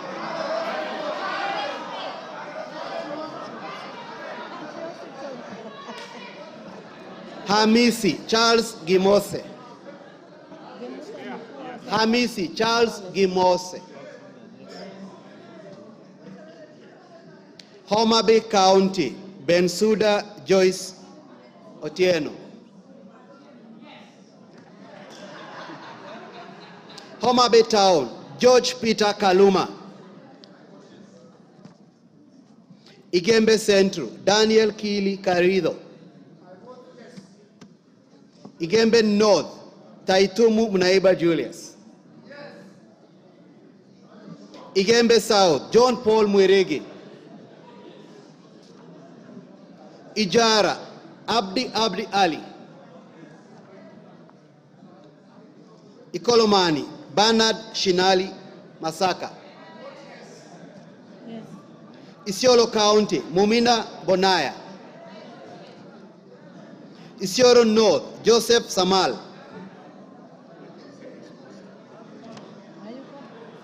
Isiolo South Tubi Bidu Mohammed. Tubi Bidu Mohammed. Jomvu Badibadi Twalib. Jomvu Badibadi Twalib. Juja Koimbori George.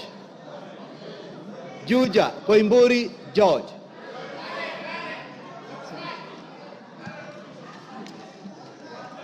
Kabete Gidua wa Mashukuru. Kabondo Kasipul Ivo Bara.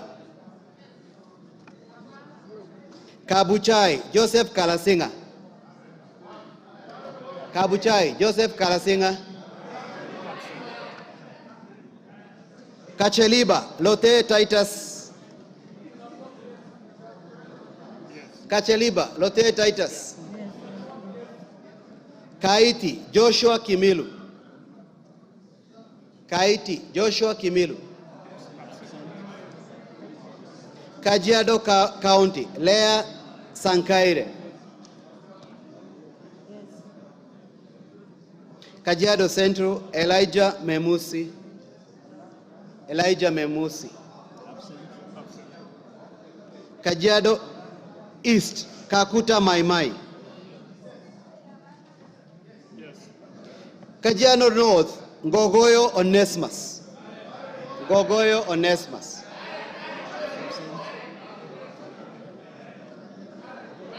Kajiado South Parashina Samuel Sakimba. Kajiado South, Parashina Samuel Sakimba. Kajiado West, Sunkuya George. Kakamega County, Elsie Muhanda. Kaloleni, Paul Katana. Paul Katana. Kamukonji, Abdi Yusuf. Kandara, Njogona Chege.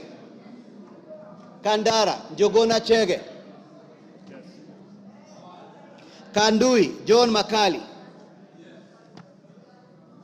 Kangema, Peter Kihongi. Kangema, Peter Kihongi. Kagundo, Fabian Chule. Fabian Chule. Kapenguria, Samuel Moroto. Kapsaret, Oscar Sudi. Karachuonyo, Andrew Okwome. Kasarani, Karauri Ronald. Karauri Ronald. Kasipul, Charles Were.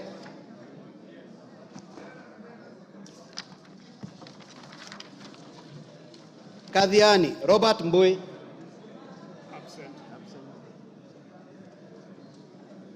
Keio North, Adams Kipsanai.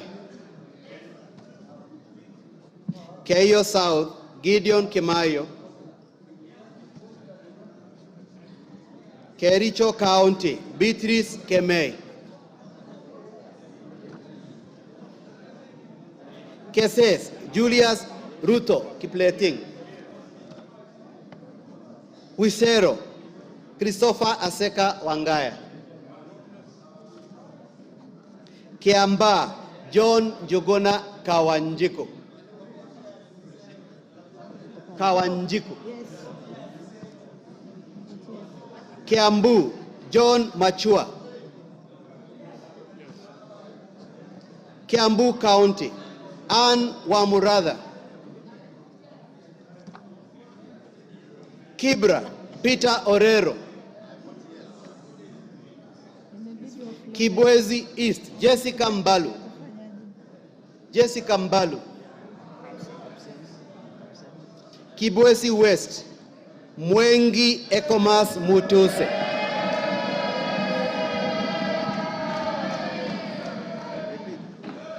Kieni, Njoroge Wainaina. Kigumo, Joseph Munyoro. Kiharu, Kiharu, Samson Dindi Nyoro. Samson Dindi Nyoro. Kikuyu, Kimani Ichungwa. Kikuyu, Kimani Ichungwa. Kikuyu, Kimani Ichungwa.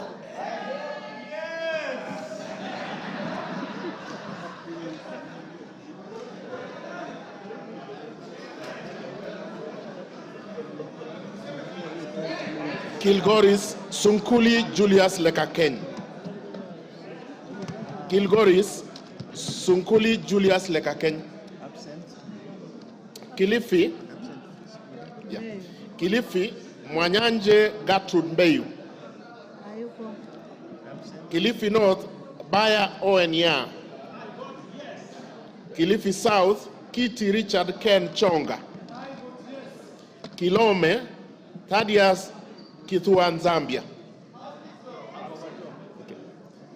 Kimilili Mutua Didmas Wekesa Baraza. Kiminini Bisau Morris Kakai. Kinango Rai Samuel Gonzi. Kinango Tuku Zakari Kwenya. Kipipiri Wanjiko Mohia. I repeat, Duku Zakari Kwenya. Thank you. Kipipiri Wanjiko Mohia. Kipkelion East Joseph Kimutai Cherorot. Kipkelion West Hilary Kiplangat Koske. Kirinyaga Jane Jerry Maina. Kirinyaga Central Joseph Gashoki Getari. Kisauni Rashid Juma Bedzimba. Kisii Donya Doris Aburi.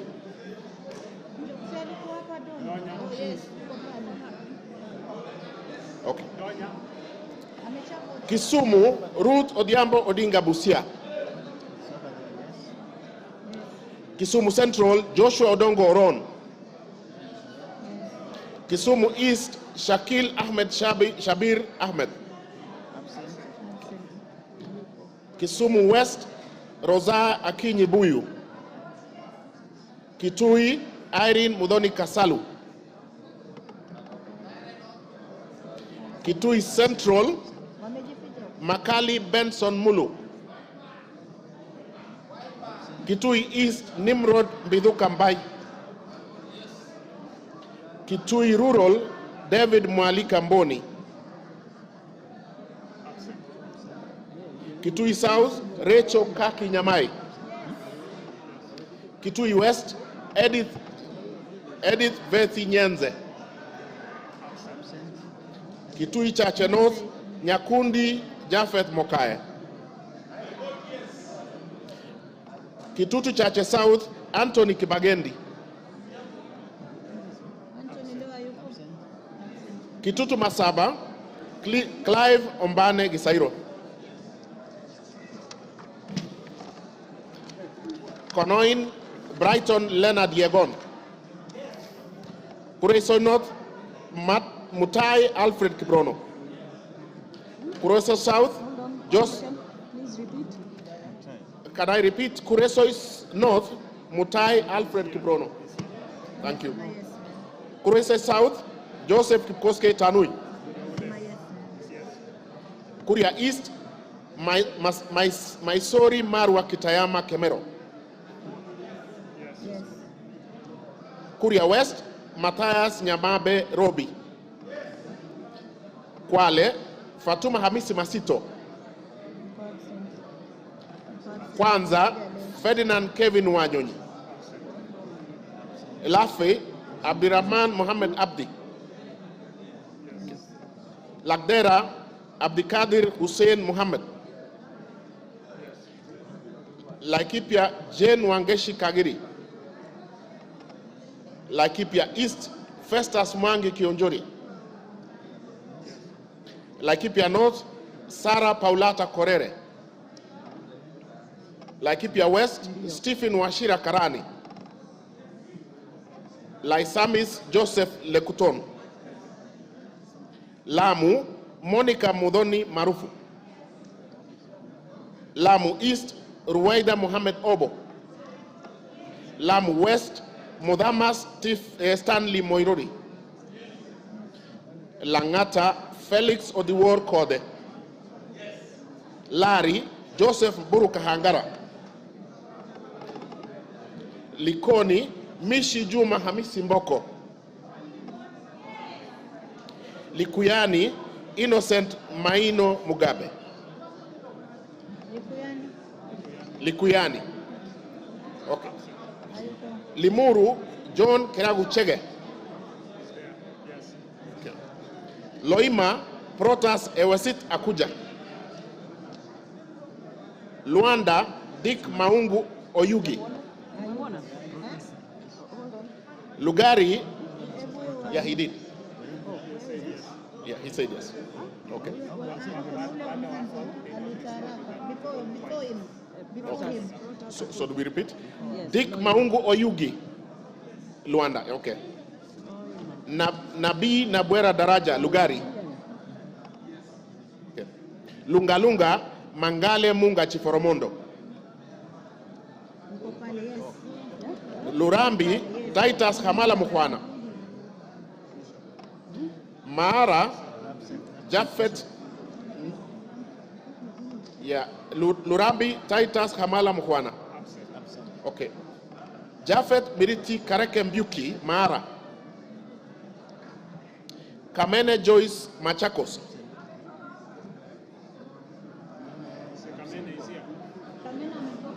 Machakos Town, Caleb Motiso Mule. Okay. Makadara, George Aladwa Omwera. Yes, Aladwa. Makueni, Susan Dunge Kiamba.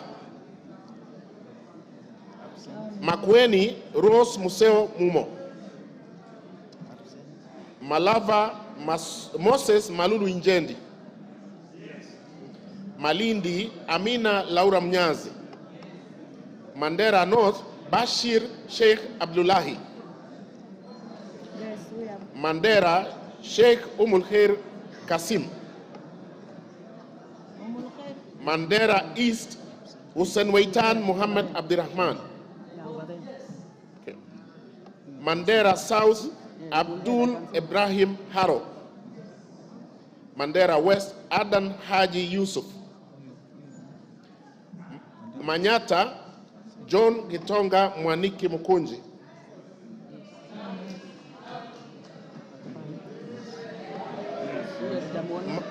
Maragwa, Mary Wamaua Waidera Njoroge. Okay. Marakwet East, David Kangogo Bowen. Okay.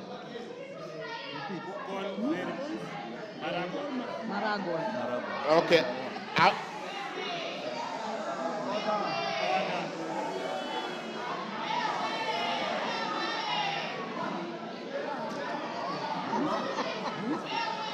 Order. Order, members. Order. Member for Kisumu. Order. Order. Order. Order, order. Rosabuyu. Order. Wamaua vote. Call Wamaua. Okay. I will move to Marakwet West.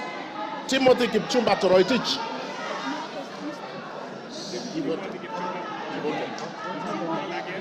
I will repeat, Timothy Kipchumba Toroitich.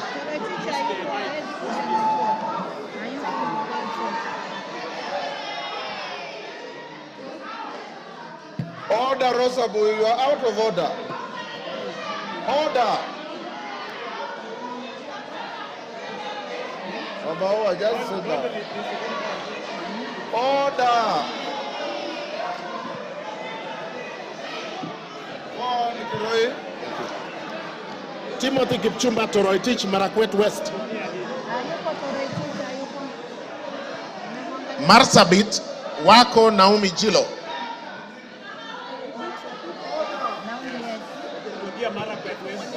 Okay, I repeat, Marakwet West. Order, Lillian Kogo. Order. Lillian. Order. Lillian Kogo, take your seat. Take your seat. Order.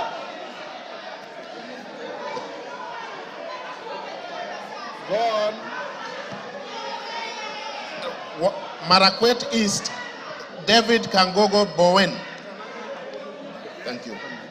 Marakwet West, Timothy Kipchumba Toroitich. Marsabit, Naomi Jilo Wako. Order, Lillian Kogo. Order. Masinga, Joshua Mbithi Mutua Malio. Yes. Matayos Odanga Geoffrey Makoha. Madare Olwoch Anthony Tom. Madioa Gishuki Edwin Mugo. Madira Kahugu Eric Mwangi.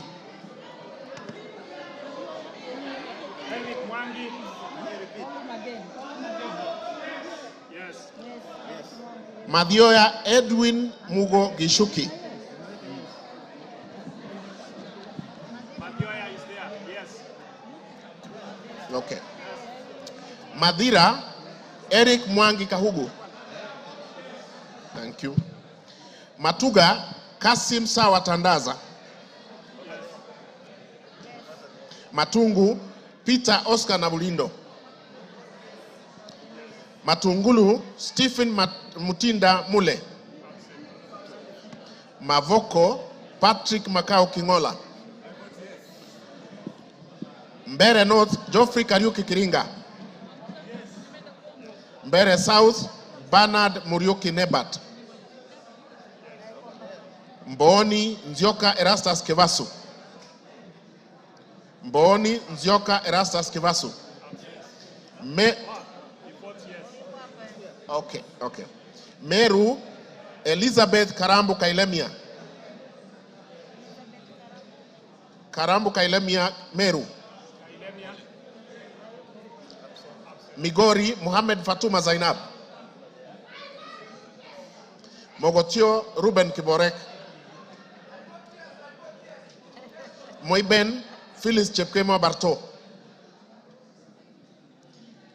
Molo Francis Kuria Kemani. Mombasa Zamzam Muhammad Chimba. Mosop Abraham Kipsang Kirwa. Moyale Guyo Wako Jalesa. Msambweni Salim Faisal Bader. Msambweni Salim Faisal Bader. Mount Elgon Fred Kapondi Chesebe. Muhoroni James Onyango Oyo. Mukurwaini Kagusha John Philip Geshohi. Mumias East Peter Kalerwa Salasia. Mumias West Johnson Manya Naika. Muranga Betty Njeri Maina. Mvita Mohamed Sud Machele.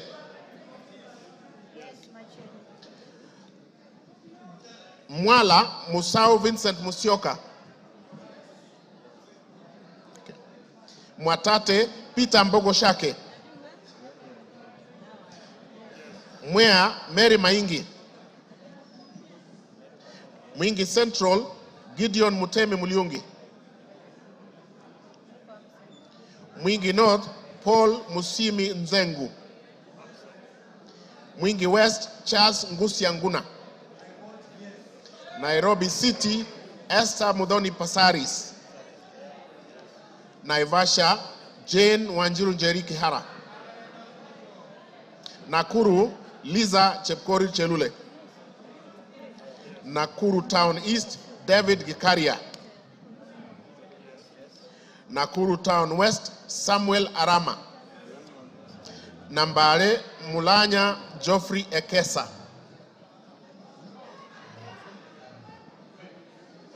Nambale Mulanya Geoffrey Ekesa. Nandi Cynthia Chepkoske Muge. Nandi Hills Bernard Kibor Kitur. Narok Rebecca Nonaishi Tonke. Narok East Lemanken Aramat. Narok North Agnes Mantaine Pareyo. Narok South Olentutu Kitilai. Okay. Narok West Gabriel Koshal Tongoyo. Navaholo Emmanuel Wangwe. Ndaragwa George Gashagwa. Ndiwa Martin Peters Owino. I vote yes. Ndia George Masharia Kariuki. Njoro Charity Katambi Chepkwany. North Hor, Ade Wario Guyo. North Imenti, Rahim Dawood Abdul. North Mogrango, Joash Nyamache Nyamoko. Nyakach, Owor Joshua Aduma Owor. Nyakach. Nyali, Muhammad Ali. Nyamira, Jerusha Momanyi Mongina. Nyandarua, Faith Waire Mogitau. Nyando, Okelo Jared Odoyo.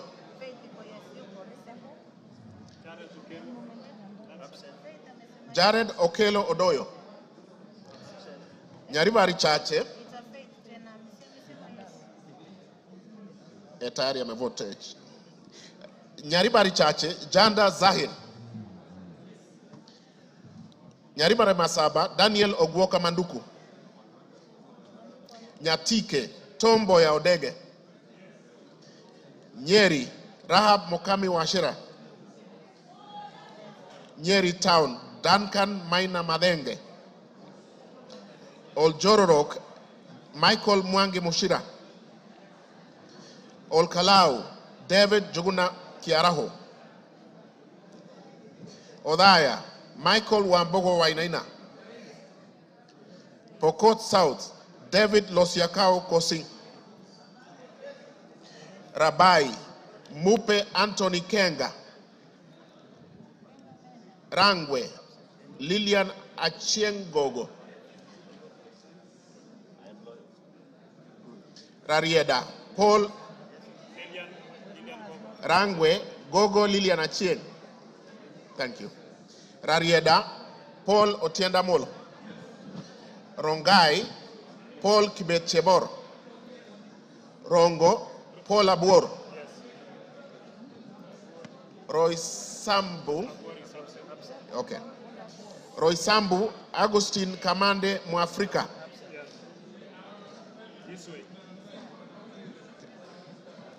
Ruaraka, Francis Kajwang Tom Joseph. Roido, Kiengara Simon Nganga. Runyenjes, Eric Muchangi Njiru Karemba. Sabatia, Sloya Clement Logova. Saboti, Caleb Amisi Luyai. Saku, Dido Ali Raso. Samburu, Pauline Lenguris. Samburu East, Jackson Lekumontare Lentoijoni. Samburu North, Dominic Eli Letipila. Samburu West, Josephine Naisula Lesuda. Seme James Wamburanyikal. Shinyalu Frederick Lusuli Ikana. Siaya Christine Ombako Dwor. Sigor Peter Lochakapong. Sigowet Sohin Justice Kipsang Kemei. Sirisia John Walukekoi. Sotik Francis Kipiegon Arab Sige.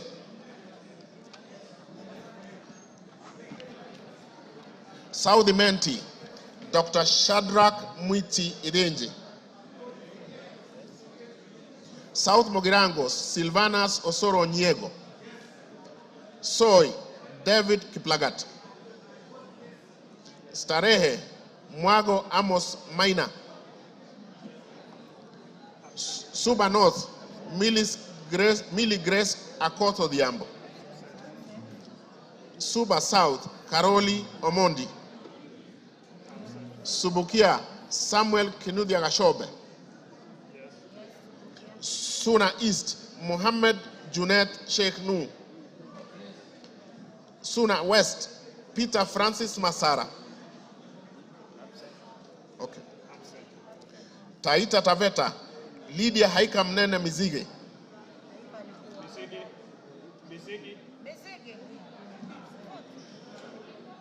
Okay. Tana River, Amina Dika Abdullahi. Tarbaj, Hussein Abdi Bare. Taveta, John Okano Bwire. Teso North, Edward Kaunya Oku. Yes. Teso South, Mary Emase Otucho. Tetu, Geoffrey Wandeto Mwangi.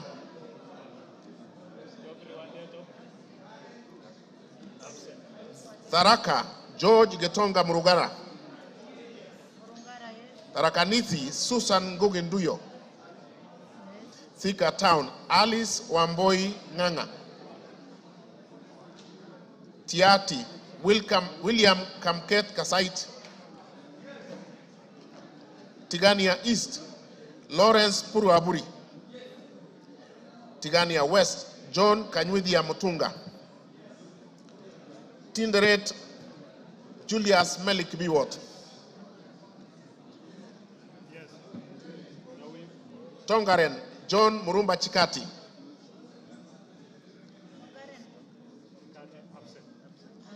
Transoia, Lillian Chebet Siyoy.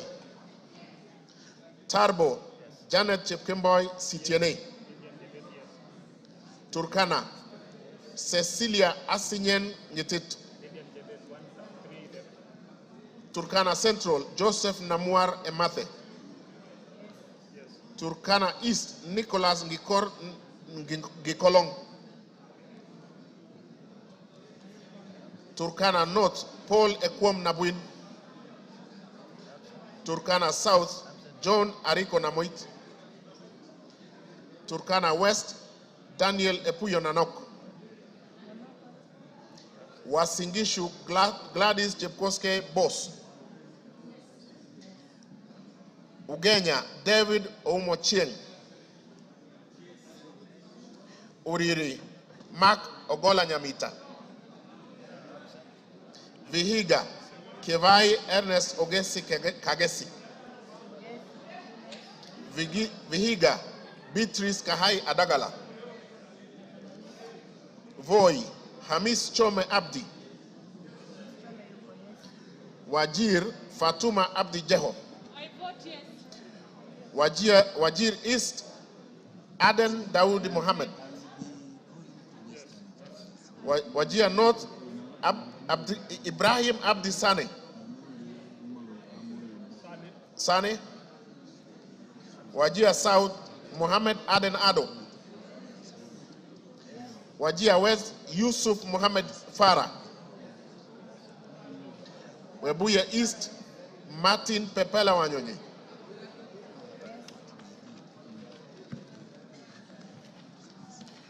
Webuye West Daniel Wanyamasitati. Daniel Wanyamasitati. West Mogrango Stephen Mogaka. West Pokot Rael Chepkemoy Kasiwai. Westlands Timothy Wanyonyi Wetangula. Wundanyi Danson Mwashako Makuona. Yata Robert Ngui Basil. Ali Abdisirat Khalif.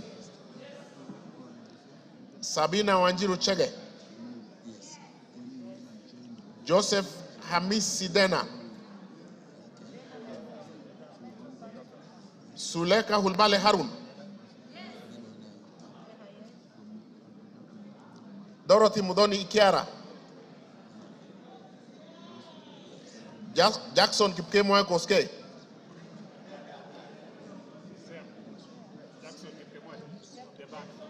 Jackson Kipkemoy Koske. Irene Nyakerario Mayaka. Umulher Harun Muhammad. Teresia Wanjiro Mwangi.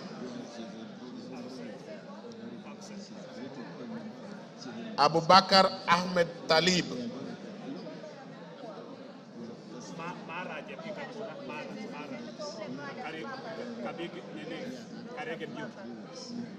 Mara.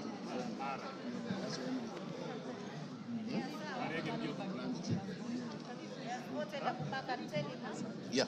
Yes, yes. Yeah. Okay.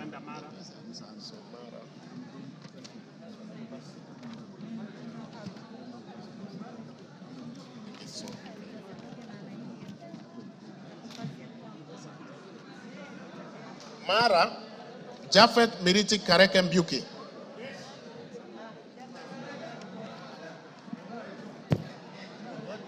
Okay, we are done.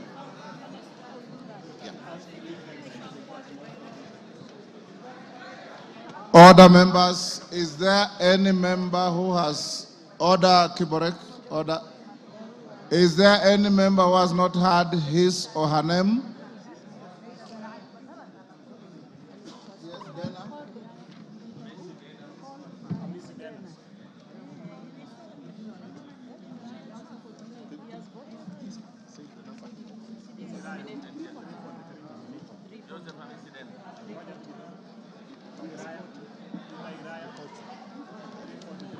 Honorable members, is there any member?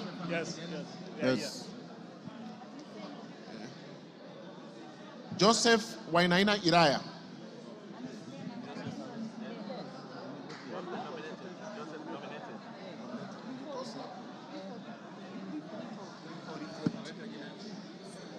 $340. Joseph Hamisi Dana. There is a member at the back there, the nominated member. He is voted. Okay.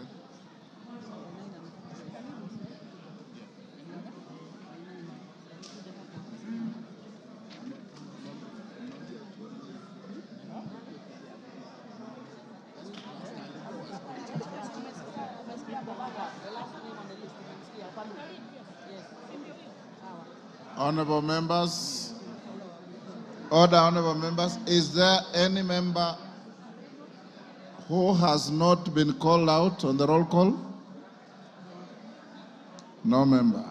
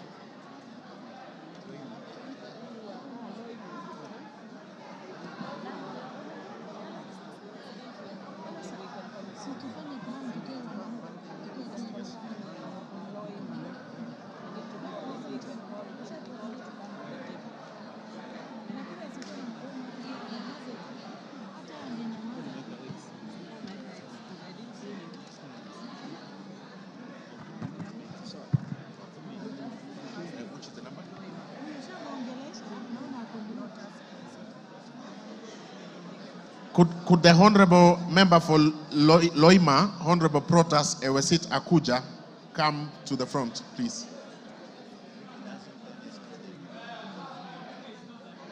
Thank you.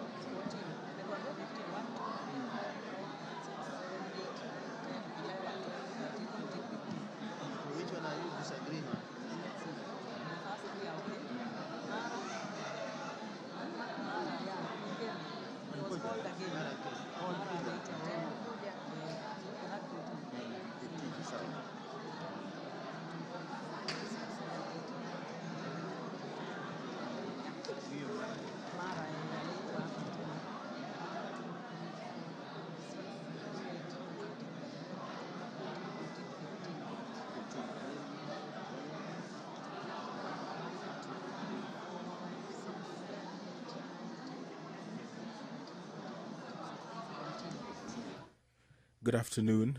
The members of parliament have been voting for the nomination of Professor KITHURE Kindiki to fill the vacancy in the Deputy President's office.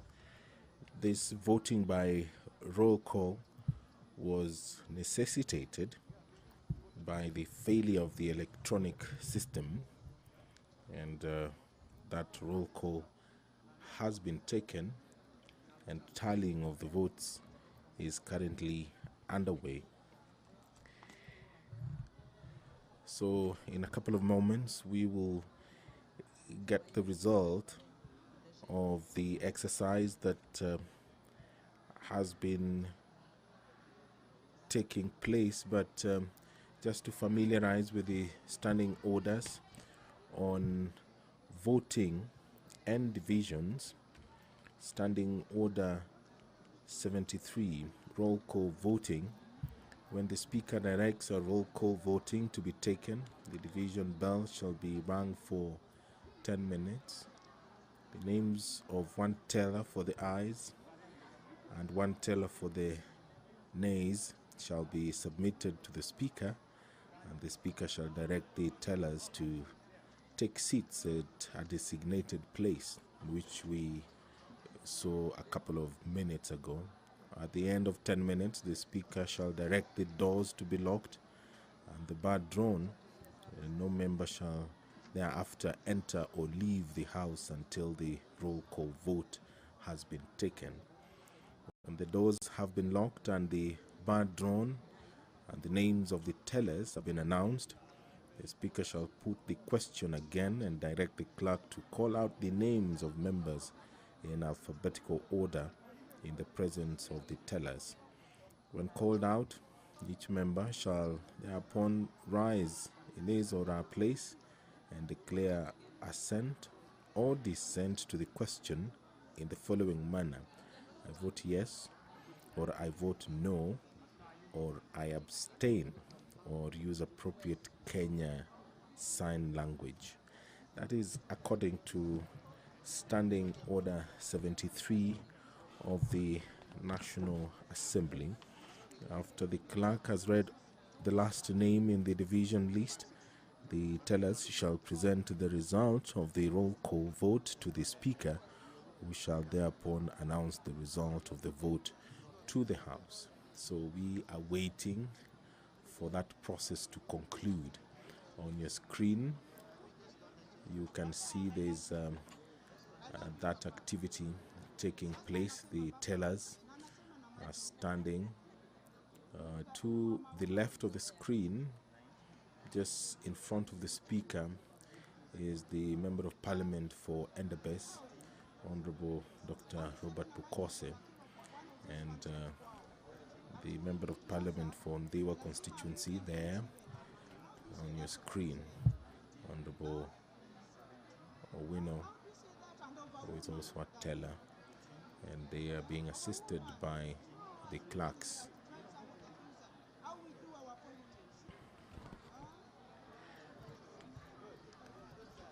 Standing Order 71 of the National Assembly talks about technical failure, confusion or error occurring, which we did see some minutes ago. In the event of a technical failure, confusion or error occurring in the course of voting, which in the opinion of the Speaker cannot otherwise be corrected, the Speaker may direct the House to another round of electronic voting or proceed to a roll call voting. And all that we have seen today during this historic exercise for the National Assembly, where they are considering the nomination of Professor KITHURE Kindiki, EGH, to fill the vacancy in the Deputy President's office. The professor currently serves as the Cabinet Secretary for Interior and National Administration. Our role he has held since October 2022, but there was a brief moment between July 11th, 2024 and August 8th, 2024, when His Excellency the President dissolved his cabinet. But the former senator for Tharaka Nithi County was reappointed to the very docket that he had served and is currently serving the country in that capacity as the Cabinet Secretary for Interior. We will see the decision that is taken by the National Assembly this afternoon.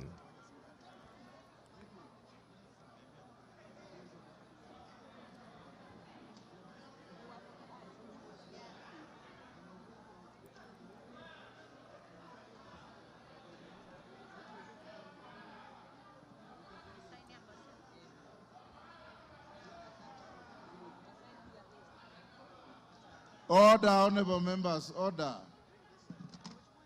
Members, take your seats. Take your seats. Take your seats. Jane Kagiri, take your seats. Take your seats, members.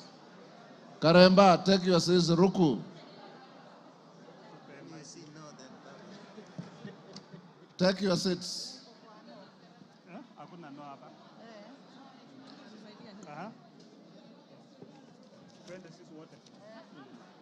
Take your seats. So which one are we using?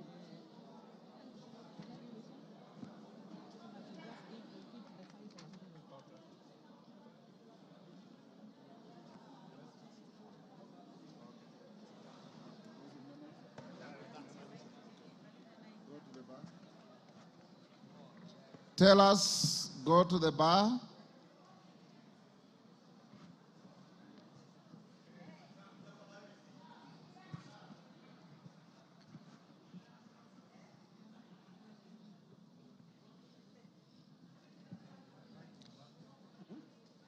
Tell us, approach the dispatch table now.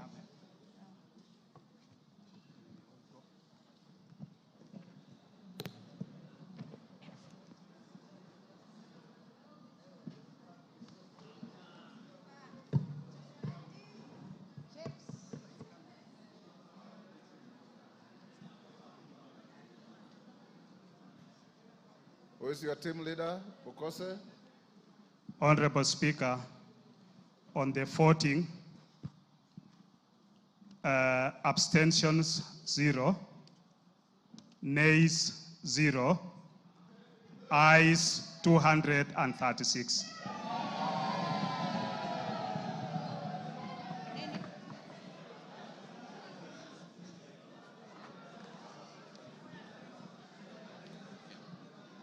You have signed to the...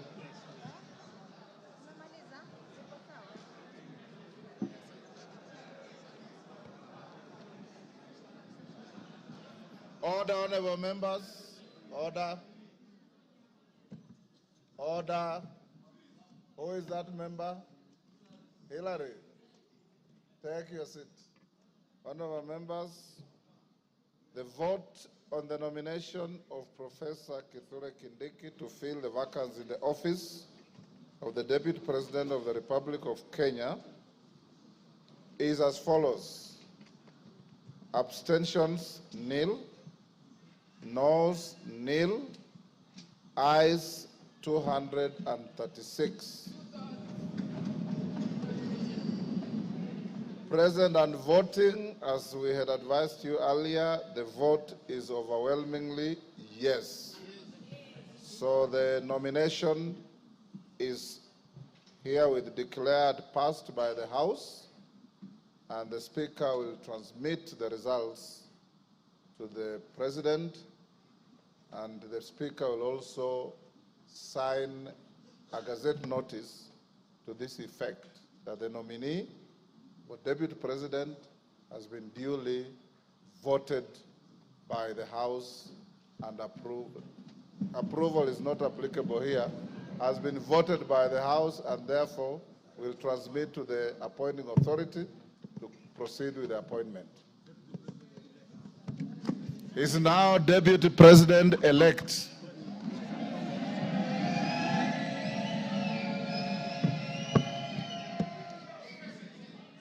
Members, having finished on the issue of the Deputy President-elect, it is now 1:54 p.m. and the House will adjourn until this afternoon at 2:30.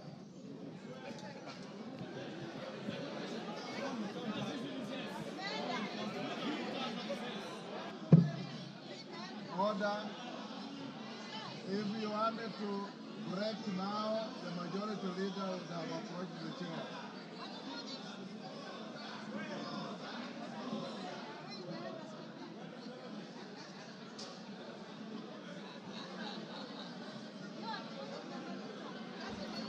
You've been watching the proceedings in the National Assembly where the House has voted for the nominee to fill the position of Deputy President, and that is Professor KITHURE Kindiki. That message will be transmitted to the President, and the Speaker of the National Assembly will gazette the decision of the National Assembly this afternoon. As things stand, Professor KITHURE Kindiki is the Deputy President-elect. This broadcast has been brought to you by the Parliamentary Broadcasting Unit in conjunction with the Kenya Broadcasting Corporation. My name is Edward Kabasa. Good afternoon.